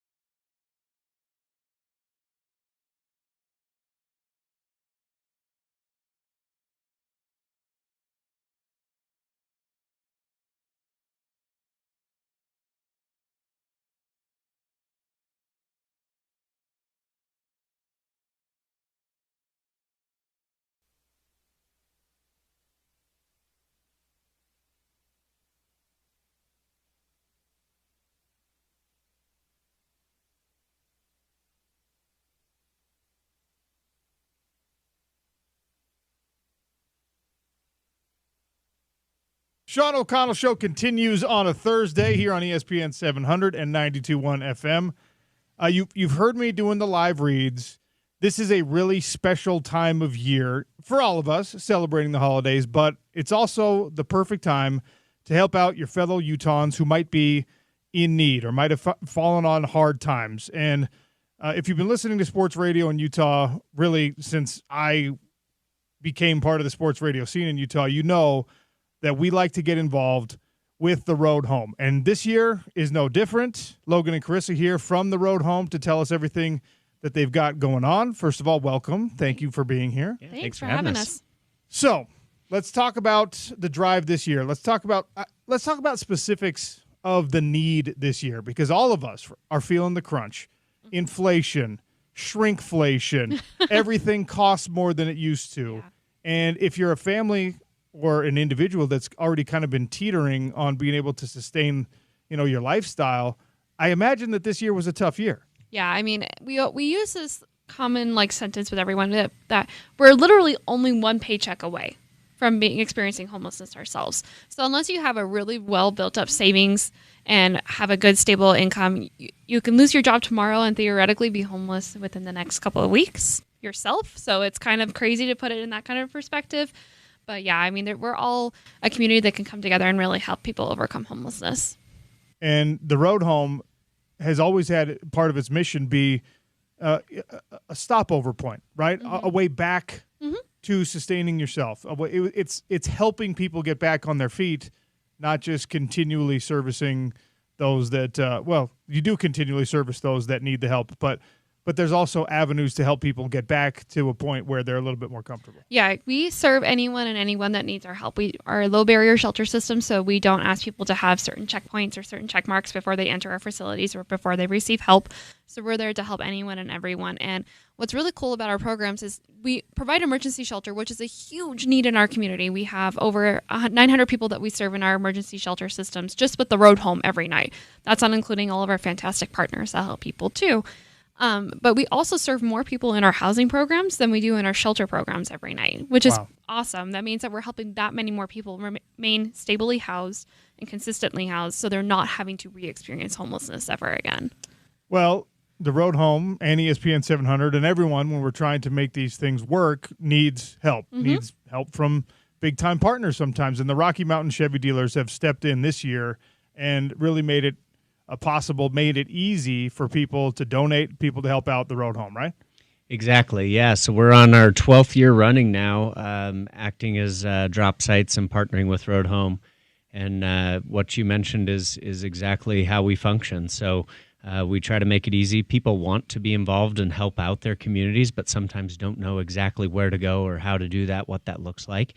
And so we make it simple. If you can gather up gently used warm clothing and blankets and so forth, or hygiene items, and bring those into any of our Rocky Mountain Chevy dealers spanning from Ogden to Spanish Fork and Park City to Tooele. Anywhere in between there, we're happy to take them. And we accept those donations running up until the 18th of December. And then we have our big 2025 truck caravan of goods that we take down during the Mediathon to Road Home and drop that all off. If you're in the market for a vehicle, or if you're not and you just want to drop off blankets, coats, shoes, hats, gloves, whatever, it really truly is a heartwarming thing when you walk into one of these dealers and you see piles and piles and piles of donations. I mean, we've seen it every single year helping out the road home, and I encourage everyone out there. I know that you probably have something in your closet that you haven't worn for a long time, that your kids grew out of, whatever. You can put it to good use with the road home and the Rocky Mountain Chevy dealers. Like Logan just said, you can drop it off at any one of those dealerships. No questions asked. Yep, exactly. And we want those trucks overflowing as quick as we can. So please come early and come often. I'm going to say this because when the Mediathon actually happens, this is one of the great days in sports radio every single year. Everyone goes down to the road home facility, and everyone's kind of competing, seeing who can get the most donations. All of you out there listening this year, ESPN 700, 92.1 FM, 960, our brother station, we need to beat the guys across the street, all right? I'm not going to pretend it's not a competition. We need all of you to step up, and we've got to beat the competition, not just the other sports competition. We need to be up there at the top of the list with your donations. That's happening just the 20th or the 19th and 20th? The 19th and 20th. Ooh, so you have a couple of days to do that. But don't wait until then. Help out the road home with those donations at the Rocky Mountain Chevy dealerships in your neighborhood, where you work, all up and down the Wasatch Front. Drop off the donations, or you can donate online. What's the website for people to donate online? They can go to theroadhome.org/donate, or they can visit the Broadway media stations, any of the radio station websites, or the Rocky Mountain Chevrolet dealers website as well. The elderly, young families, folks that have been experiencing homelessness on and off, now is the time for you to step up, help out your fellow Utahns. Thanks for giving us the opportunity to be part of it. It really reminds me every single year. It helps put things in perspective. It makes you feel good helping out your fellow man, and the road home makes it easy for all of us. So thank you. Well, thank you. We really can't do it without our fantastic partners, and we appreciate all of you. And speaking of those fantastic partners, thank you to the Rocky Mountain Chevy dealers for, again, making it so easy. All you got to do is you go in, you drop off, and maybe while you're there, if you're feeling like it, test drive a truck, right? That's right. Yeah, we're happy to do that as well. But this is for us to give back to our communities and make it easy on you. So please come visit us. Blankets, coats, shoes, hats, gloves, really anything that you think someone could need, give Road Home a call. Say, hey, I got this. Could you use this? The answer is probably going to be yes. If you want to donate, please do. Tell them that ESPN 700 and 92.1 FM sent you, and get your funds and your generosity ready for 19th and 20th, the Road Home Mediathon. Make sure you're calling and donating, or you can go on the website as well. Thank you guys for being here. Thank you. Thank you. Happy holidays to all of you. We continue the Sean O'Connell Show on ESPN 700 and 92.1 FM, part of the Utah ESPN Radio Network.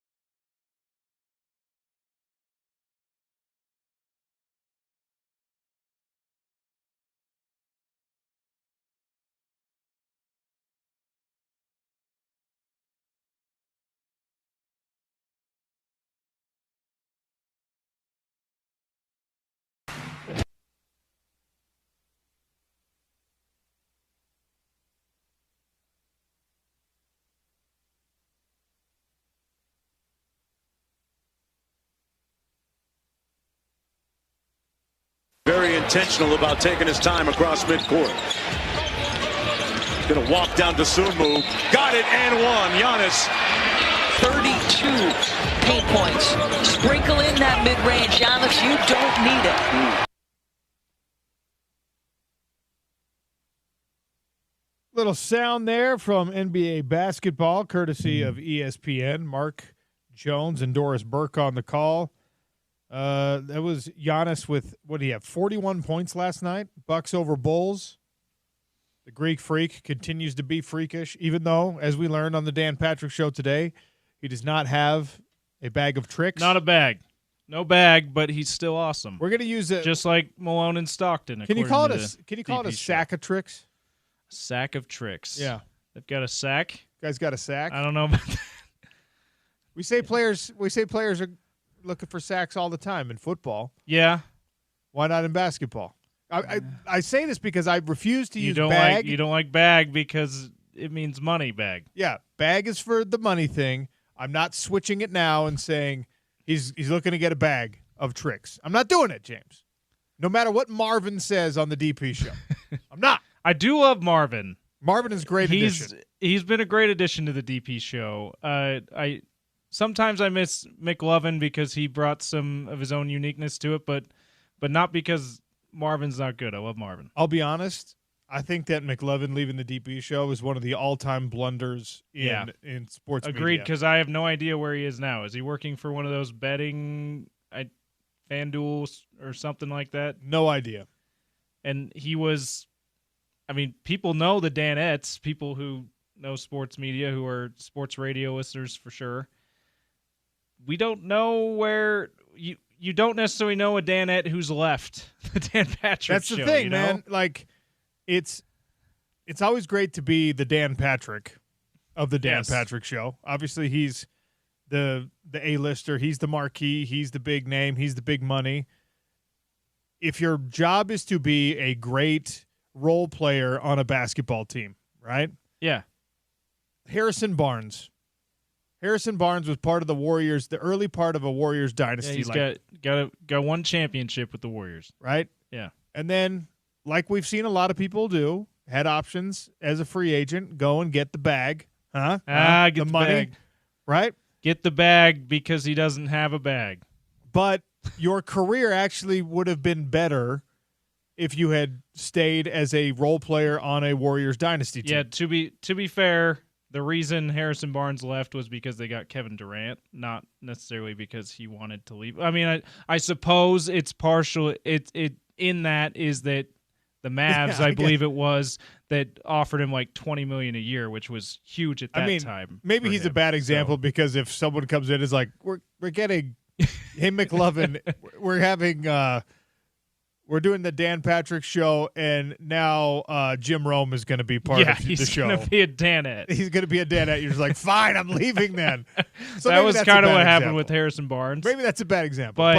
But being an important piece of a feature, like a championship caliber team, to me feels like a better thing than being like the number one guy on. Honestly, here we go. Kyle Van Noy. Van Noy, a great player, a very important player, although not the number one star on Super Bowl winning Patriots teams, right? And then he got the bag to go be like the best player on the Miami Dolphins defense. Did not work out. And it didn't work out. Of course, because the Patriots are roster management geniuses, it actually did work out because then he got to go back, and now he gets to be part of a Ravens team that is chasing championships. So it's working out just fine for Kyle Van Noy. but it didn't work out in Miami when he went to be a featured guy. You're right. Kyle Van Noy is a great example. Another guy who's not necessarily a role player guy, he's more second star guy that it has not worked out for. Kyrie Irving.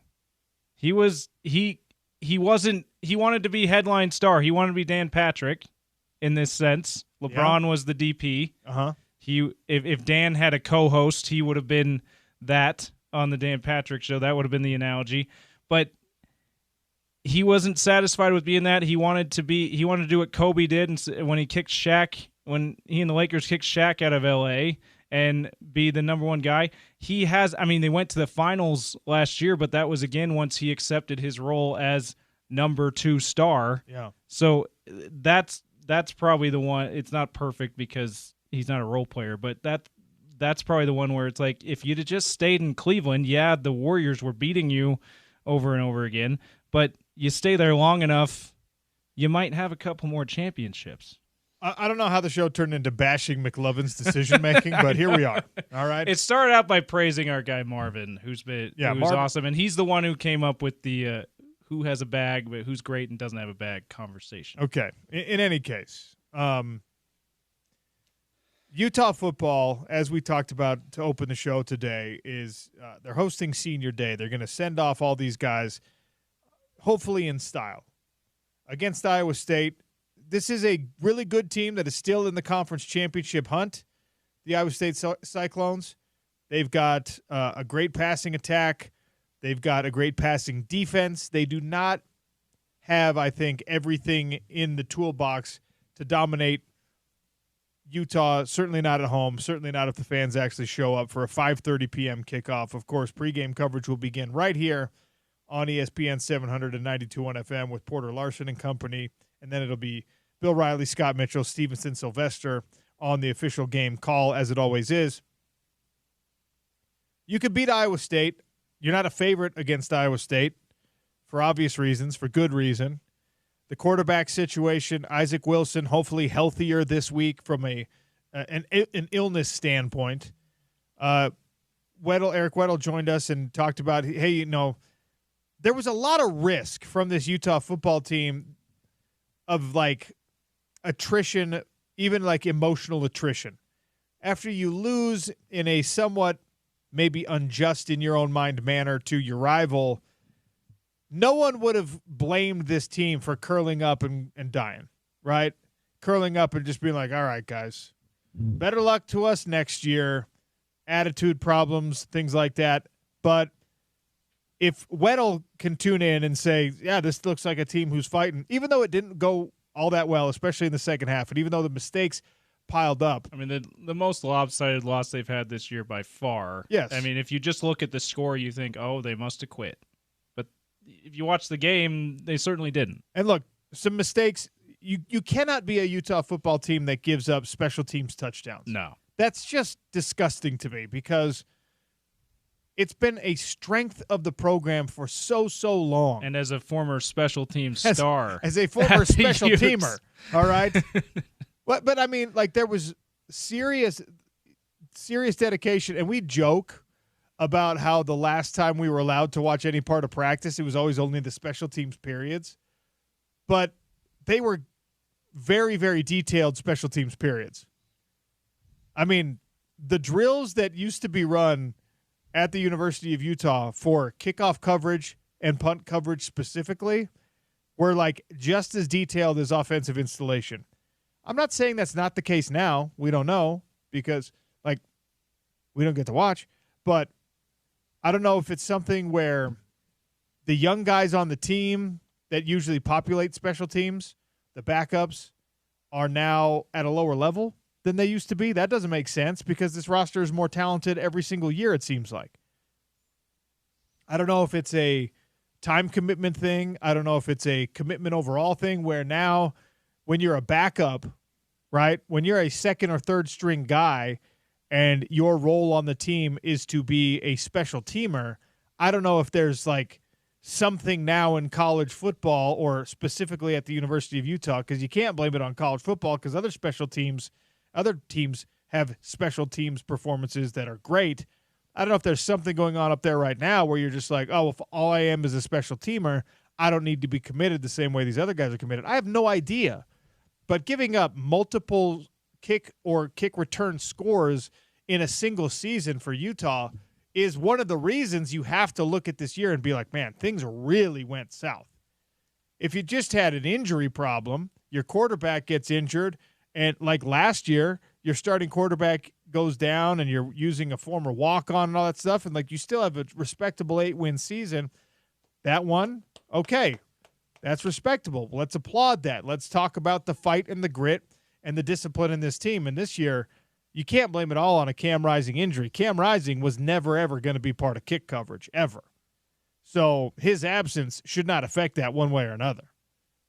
So, yeah, there were moments in the Colorado game that you look at and you just say, how is this happening? And that's been the case for Utah football all year. You had that same breakdown against BYU. Ended up being a game-deciding score because every score in that game was a game decider. In any case, there's reason for you to show up against Iowa State because you got to send off these seniors in style. This is a group of guys. And do you know how many, off the top of your head, do you know how many people on the official Utah football website are listed as seniors when you click on the roster? Around 20? 28. 28. It's a big senior class. Now, Yes, there, from a functional standpoint, there's some guys that are listed as seniors right now who are not necessarily in their final year for Utah because there's a couple of guys who are going to be eligible for red shirts and medical red shirts. Damian Alfred, I think they're talking about preserving a red shirt for him. He is listed as a senior. Obviously, guys like Aliki Vimahi would have an option because he missed this year with an injury.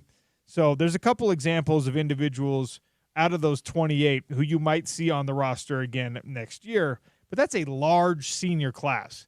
And this is a bunch of guys who kind of really been through it in these last couple of years injury-wise. But they've also been huge parts, most of them, except for the rare transfer in. Most of them have been huge parts of the best years of Power 4, Power 5 football Utah had. And because of that, we kind of owe it to show up and make a little bit of noise.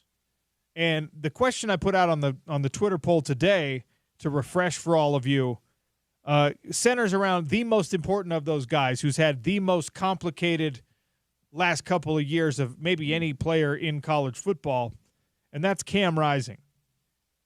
When you think about these seniors walking and sending them out the right way, my mind immediately goes to, well, what is the Cam Rising situation going to look like? So I put a poll question out as the seniors are being honored this week. I don't know if Cam's going to walk or not. I think probably no. But what do you think he does next year? Put that poll question out there. The options I threw out were play QB at Utah, be a quarterback at another school, so stay in college, take the 8th year of eligibility, take a little NIL offer most likely, and play as a one and done, as a rental for somebody else, be on an NFL roster or other, and I asked people to tell me what they think the other would be, and I think most of the replies that are taking the question seriously, when they reply other, and that's 31% of the respondents. It's a good number. They say probably coaching. Cam has come on these airwaves and said he doesn't know if coaching is for him. A lot of guys say that, and then they're removed from football either by bad luck like he is or by the inability to make an NFL roster, which obviously could be the case for him and is the case for 99% of college football players. And so they realize, well, I can't play it anymore, and I really miss football, so how do I be involved in football?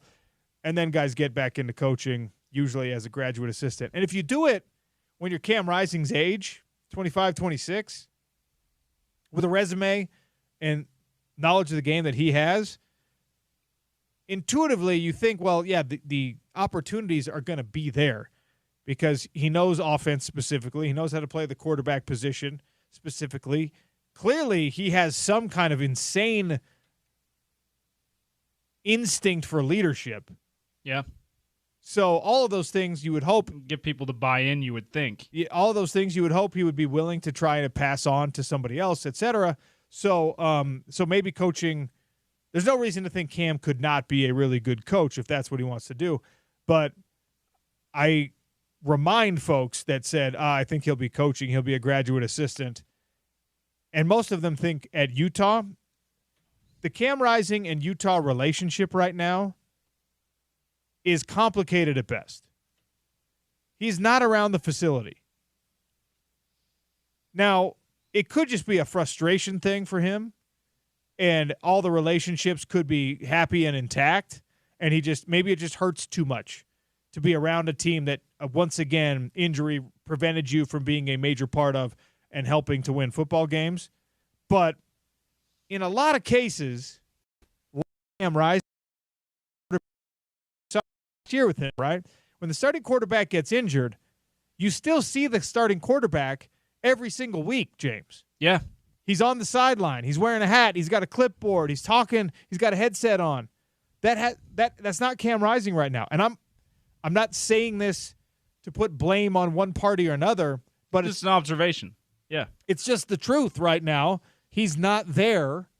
And if he was going to be an assistant coach or a graduate assistant at Utah next year, it would be more likely that we would see him there.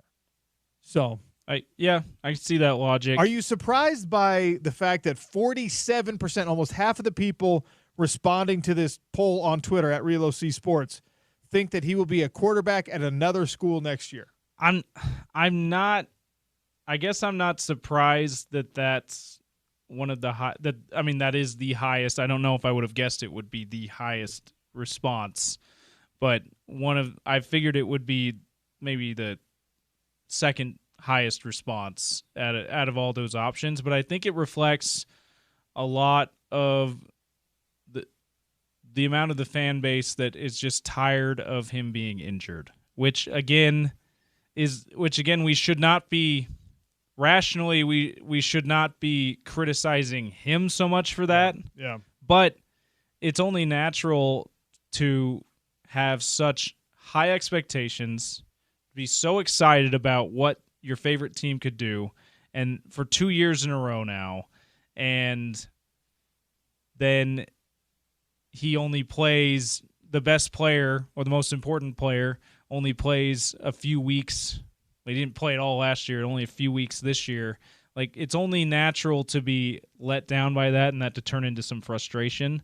So I wonder if a lot of that is people voting that because they would like to see that happen, or if that's really what they truly think will happen. I think it's sixes no matter what. I don't know. I don't think he's necessarily a coach, like you said, at least right away.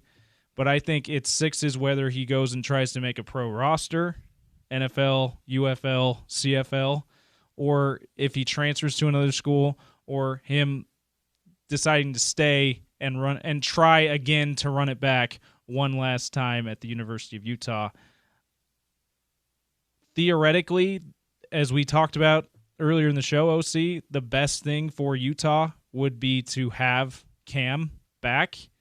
But then, I don't know, maybe a clean slate is the best thing, and just moving on from this oft-injured quarterback. Well, I don't know. I'll tell you what, the best case scenario for Utah is one that I don't think you can make happen, where Cam Rising comes back to be part of the quarterback room, but nobody knows that until like July. Yeah, just no announcement, no word, no anything. No months of speculation, nothing. You just have don't think it's possible. You just have a situation. It's a wishful thinking, but you just have a situation where you have Cam Rising just quietly returning, who's like, yeah, you know what? I love football. I love this team.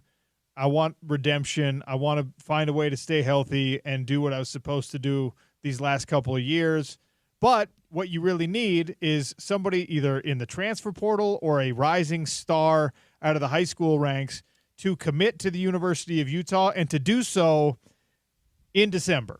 Yeah. And no one's going to do that if they think Cam Rising is coming back. So you need some level of like secrecy around it. You need the insurance policy for sure, but I don't know how realistic that is. I'm glad you brought up the whole the frustration thing, because we talked about this in the first segment of the show. I'm not wagging my finger. I'm not chastising anyone. I'm just pointing out the fact that anger at Cam Rising over being injured is the same thing as when, you stub your pinky toe and your spouse, you're like, and your spouse is like, are you okay? And you're mad at the toe and you're mad at the situation, but so you lash out and like, yes, I'm fine, shut up. Yeah. You know what I mean? Yeah, it's the same irrational reaction. It's just, you're mad at the situation. You're not actually mad at Cam Rising, because you have no reason. We have no reason to be mad at Cam Rising. Well, he took all this money. Yep, he did. because he thought he was going to play. And all the businesses and And everyone guess that what? donated to the collective, There's they not- all thought he was going to play too. And also, there's not one person among us who, if someone walked up to us and said, hey, are you going to be doing your radio show this year? Well, yeah, I am. You expect to do your radio show every single day this year? Yes, I do. You don't think you're going to get sick? You don't think you're going to lose your voice? No, that's not going to happen. I know it's happened before, but it's not going to happen. All right. Well, then we're going to give you $1 million. I'm not going to be like, no. Don't do that. Don't give me that. I don't want that. I don't deserve that. You know what? I might take a day off sometime. I better not take the $1 million. I don't want it because last year I did get sick, and last year I did lose my voice. So this year, definitely don't give it to me because that might happen again. I don't want it. There is nobody on the planet who's going to do that, all right? And we don't even know, by the way, if Cam Rising got all of the NIL money that he was promised this year because he missed a bunch of time. There could have been guardrails put in place. So that's not a good reason. There's no rational reason for you to be like, well, he shouldn't have done that. He shouldn't have done what? And the reason I'm not wagging my finger at any of you is because I felt the same frustration, okay? We had the Rising Report scheduled for every week, and Cam Rising was coming in and doing conversations with us and doing interviews. And then Cam Rising got hurt, and then that goes away. And I'm like, what the hell, man? This sucks.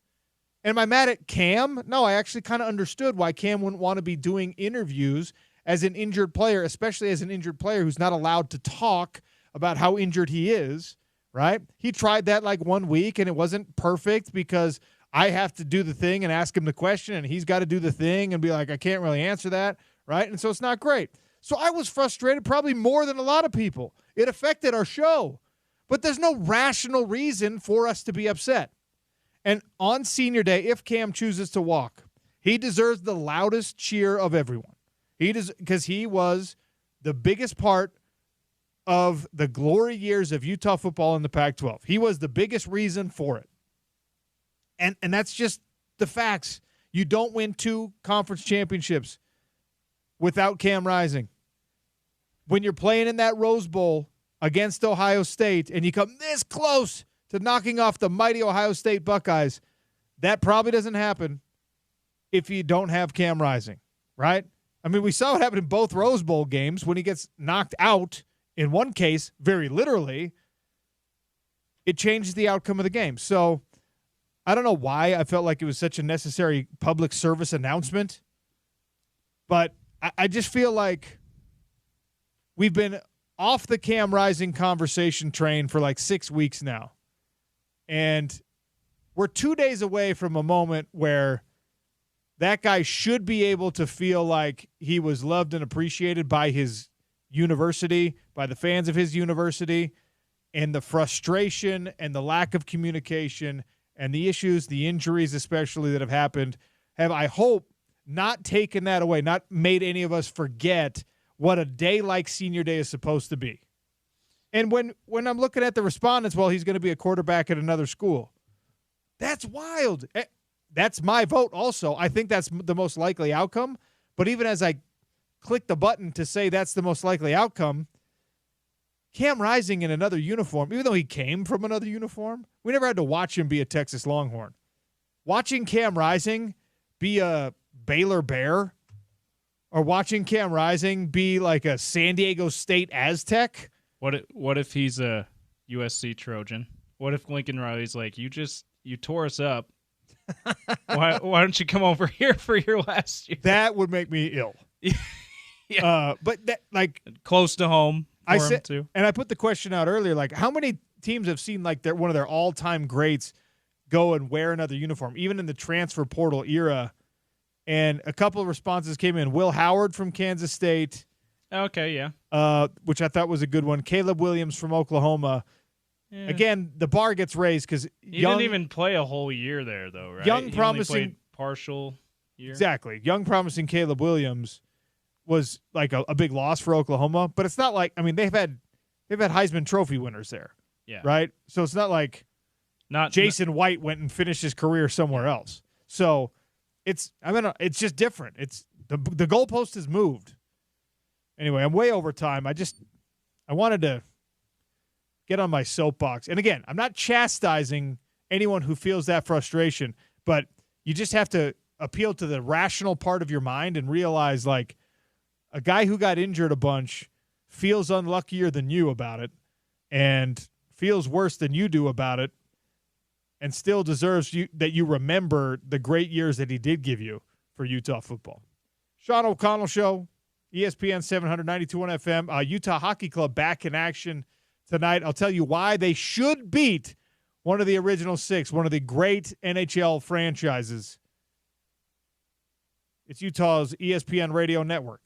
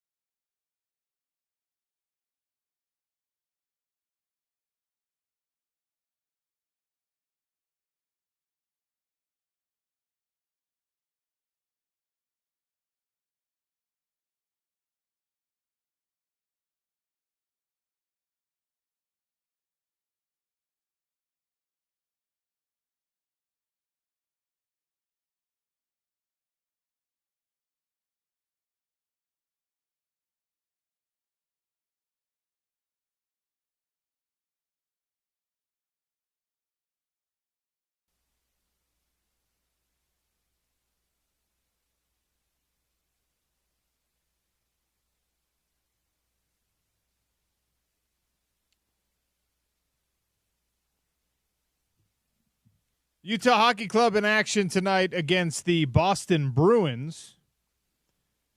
2 reasons why Utah Hockey Club wins this game. Clayton Keller, former BU Terrier, back near home ice, all right? So he's going to have a bunch of friends, family, college buddies there in the arena. The captain, healthier-ish as far as we know. So I expect that he will play well, but much more importantly, Boston fired their coach like 3 days ago. Replacing a head coach in the middle of a season, never cool, never good, never easy for any team. That's the time where you want to strike while the iron's hot, so to speak. Oh, yeah. You want to play a team as they're trying to figure out whether or not the interim guy is a permanent guy, whether or not things are going to be copacetic with your roster and everything moving forward. So a big opportunity for the Utah Hockey Club tonight, taking on the Boston Bruins. Not near as rare in the NFL as it is in other sports, though. Or NHL, excuse me. Replacing coaches mid-season, that it happens. It seems to happen way more often than other sports. So maybe it's not near as detrimental as, like, say, in the NFL or the NBA, but certainly still not ideal. Also, Boston, right? For Boston, you can't have a losing record. Boston, the fan community in Boston probably hates you even if you're good as a coach, right? There's going to be a lot of criticism even when you do things the right way. That's such a pressure cooker. That's just how Boston is with their sports. It's Philly, New York, Boston. They're all kind of just always a little skewing negative. So it's even worse when you're not good, yeah. So Boston with 8 wins, 9 losses, 3 overtime losses in the standings right now. They're kind of in the middle of their division in the Atlantic over there in the Eastern Conference. And, of course, you know, the Utah Hockey Club is building 7 wins, 8 losses, 3 overtime losses. So comparable. There's not even a thought. There's not even an idea. There's not even an inkling or a twinkling in anyone's eye about removing Bear from his duties. Right.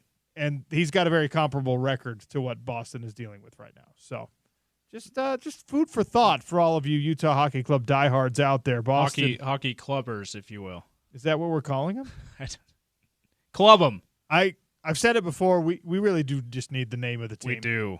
Well, we at least need some more news about it. Like, I feel like what's it been? July was the last time they sent us an update, and they acted like this was going to be a big deal, and a lot. I felt like the messaging was this was going to be more often.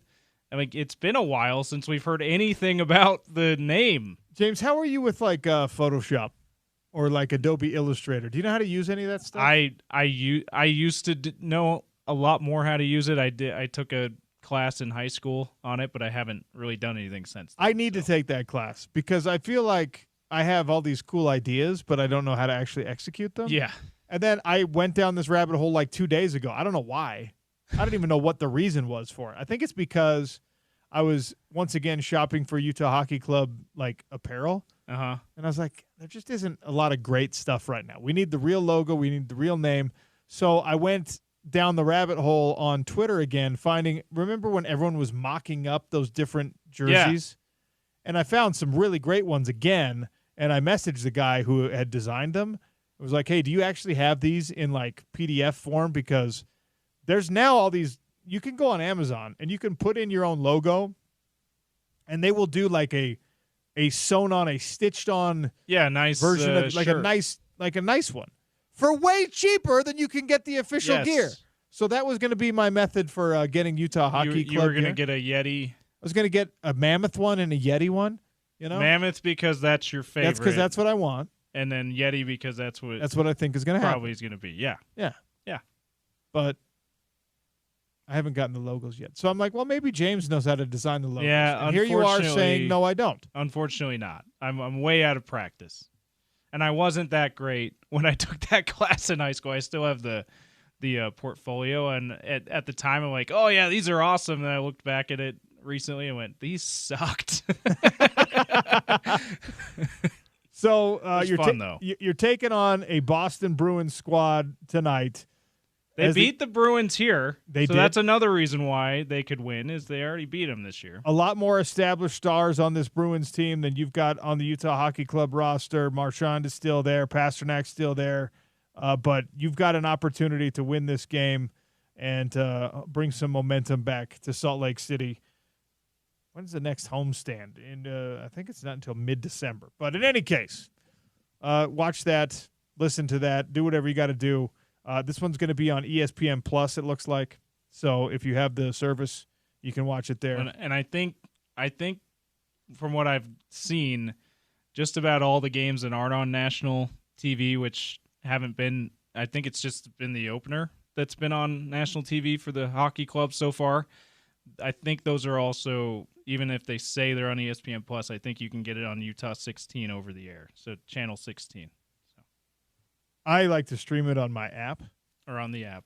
Or if you have Utah Hockey Club Plus, UHC Plus. Yeah. If you've got that, then you can see every game. Do we have to call our app? Do we have to start calling it ESPN 700 Plus to make it sound cooler? Yeah, every app says every app's a plus now. Everyone's following the Disney thing. Yeah. I think we need to do that. ESPN 700 Plus. You know what? It does sound better. It's like plus. That means more. Correct. All right.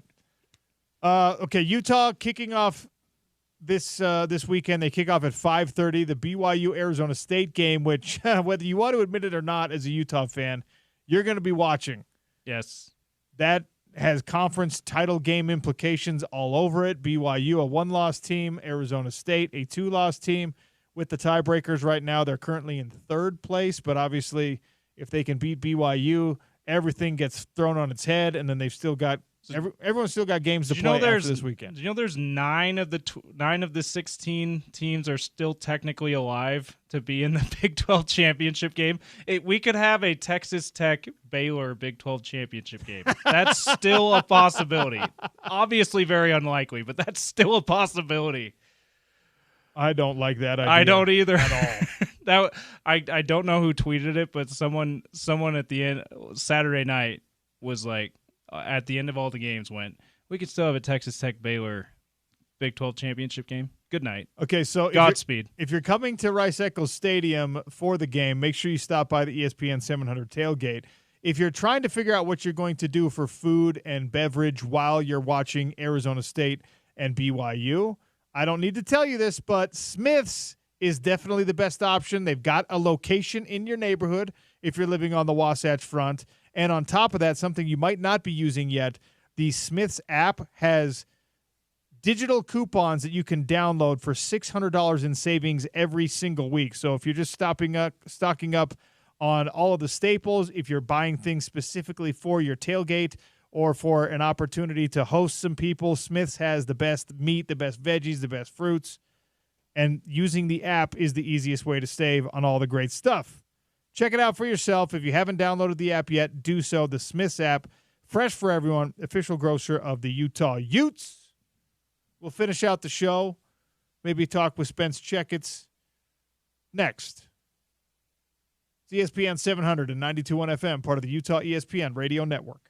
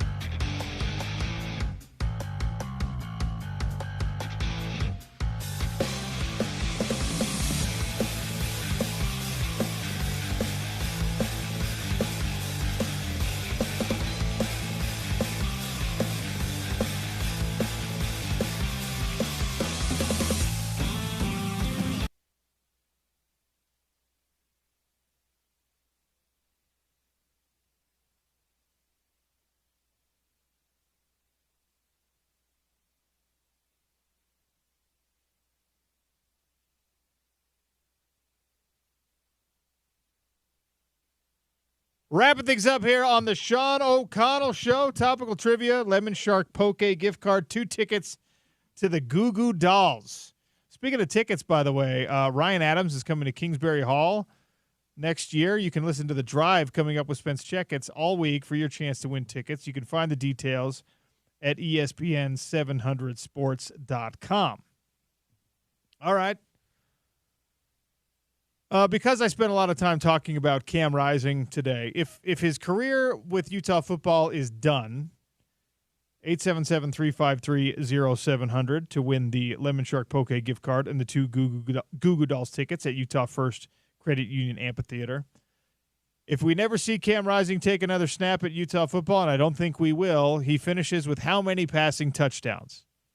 877-353-0700. Spence Checketts will be hosting The Drive coming up here momentarily. Spence, how are you? Good to see you, Sean. I took a little time off to sharpen the sword, as they say. We need our time off so we can sharpen the sword. Is that what we're doing? It's just a term that I keep using. Is that from our Men's Help thing? Oh, you don't even cold plunge, dude. You don't even know. Do you even get sunlight exposure in the morning for your circadian rhythm at night? Okay, I listen to Andrew Huberman too, buddy. Okay. Yeah. I've got a friend. Do you even do Wim Hof breathing, That's Spence? what I actually do. But I have a friend who he only dispenses advice based off the pod he's listening to. So I could tell he started listening to Huberman. He's like, dude, I've been getting my early sunlight exposure. It's helping my circadian rhythm. Yeah. Are you grounding yourself by standing barefoot in the grass? I'm dripping dopamine instead of infiltrating my frontal core. I'm like, shut up, man. I listen to the same pod. All right. But yeah, how did we get there? You said you were sharpening your sword. Oh, sharpening the sword. Yeah, took a little time off, played a little golf in St. George, and then golfing. You're sharpening your golf sword. Accurate as well. Okay. And then I went and played in Steve Young's charity golf tournament for his Forever Young charity. Humble brag. No big deal. Scottsdale. What's up? My guy, Danny Ainge. I call him Angel. It's a little inside.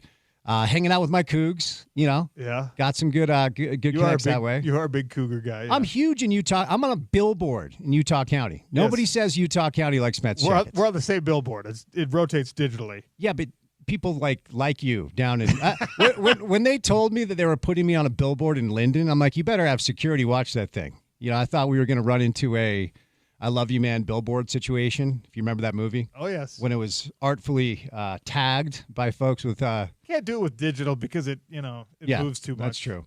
But anyway, good to be back. Great. A lot going on, obviously. And how's your week? Everything good? Yeah, it's been good. It's been fun talking about this Utah football season and the continuation of the misery of Utah fans. And, we are less than 2 weeks away from the early signing period opening for recruits. Mm-hmm. We are slightly over 2 weeks away from the transfer portal opening. Mm-hmm. Kyle Whittingham at the press conference on Monday was forthcoming in ways that we're not used to hearing him be forthcoming about the changes and the adjustments that need to be made. So it's been a really interesting week, I think. I got to tell you how I digested Kyle's sound on – that sounded weird. How I digested the media availability that Kyle presented on Monday. It struck me as somebody who's not ready to walk away. It struck me as somebody who has looked at this year and said, not like this. I have no inside info. I say it all the time. And it's the one question people ask me, like, when's he gone? Like, I have no idea. But it did strike me as somebody who has been very introspective during this 6-game losing streak to figure out what has to happen. So if next year's the last year, at least it doesn't look like this. That's how I kind of took that in. Curious to hear your thoughts.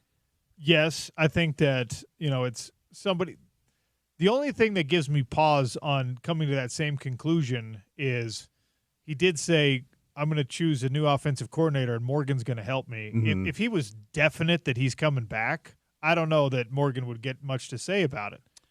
And fair point. And, we had Morgan on the show yesterday, and we were asked, hey, there's not going to be any comment about an offensive coordinator search, so ask or don't ask based on that. So I elected, if he's going to no comment me, I just don't want to talk about it. But I think that the idea that you're doing this sort of like collaboration kind of a situation means that maybe it's still undecided. I can see that. However, counterpoint, and I do want to talk about this on the show today because your buddy Darren Williams went on All the Smoke podcast with Steven Jackson and Matt Barnes. And it was the first time I heard Darren very eloquently talk about the fallout with Jerry Sloan. Uh-huh. and how that went down and the regret he still lives with to this day. And it made me think about the situation here in state where we just simply hold on to coaches for a long time. And if you're a coach, that's great news. But the other thing we don't do is win championships. We just don't. RSL 2009, BYU 1984, you can count it on one hand. And I'm wondering if they have anything to do with each other or if mutually exclusive or not. Do we hold on to coaches that are really good for too long and risk the potential of what it could look like to take that next step if a change is needed? So based off of what we typically do here, I'm going to bring it back around. We're taking the long route here. Okay, I like it. If Morgan is the next Coach Witt, and if he's going to have the same sort of tenure, now he's going to have to win like Kyle did. Yeah. But if the idea that Morgan is taking over in the next 2 to 3 years for the next 20 years, then Morgan has to have his fingerprints on this job. He just has to. But I just don't think, after I heard Coach Witt on Monday, and I could be completely wrong, for the first time all year, I'm like, he's coming back. And I've been told by people who would know better than I do, they have their lean is he's gone. But after listening and watching on Monday, I'm like, that doesn't strike me as a guy that's ready to throw in the towel. The only reason I don't think he's going to leave is I don't think that he could stomach leaving on his worst year. Yeah. And we are very close to this being his worst year. For sure. It'll be decided on Saturday whether or not it's his worst year. Well, based on expectations, it's his worst year. Yeah. Now, we could get literal comparing the numbers, wins and losses, but based on expectations, this is the worst football season Utah's had under Kyle. And I think he would say that in a microphone in an honest moment. Yeah. No, I think he has. So, anyway, lots to digest. We'll focus tomorrow on the show on the game itself, on how Utah matches up with Iowa State. But thanks for listening today. Thanks to everyone who joined us on the show today, Mekhi Bernard and Eric Weddle and Gordy Chiesa. Stay tuned for The Drive with Spence Checketts, ESPN 700, 92.1 FM. Sean O'Connell Show is done on the Utah ESPN Radio Network.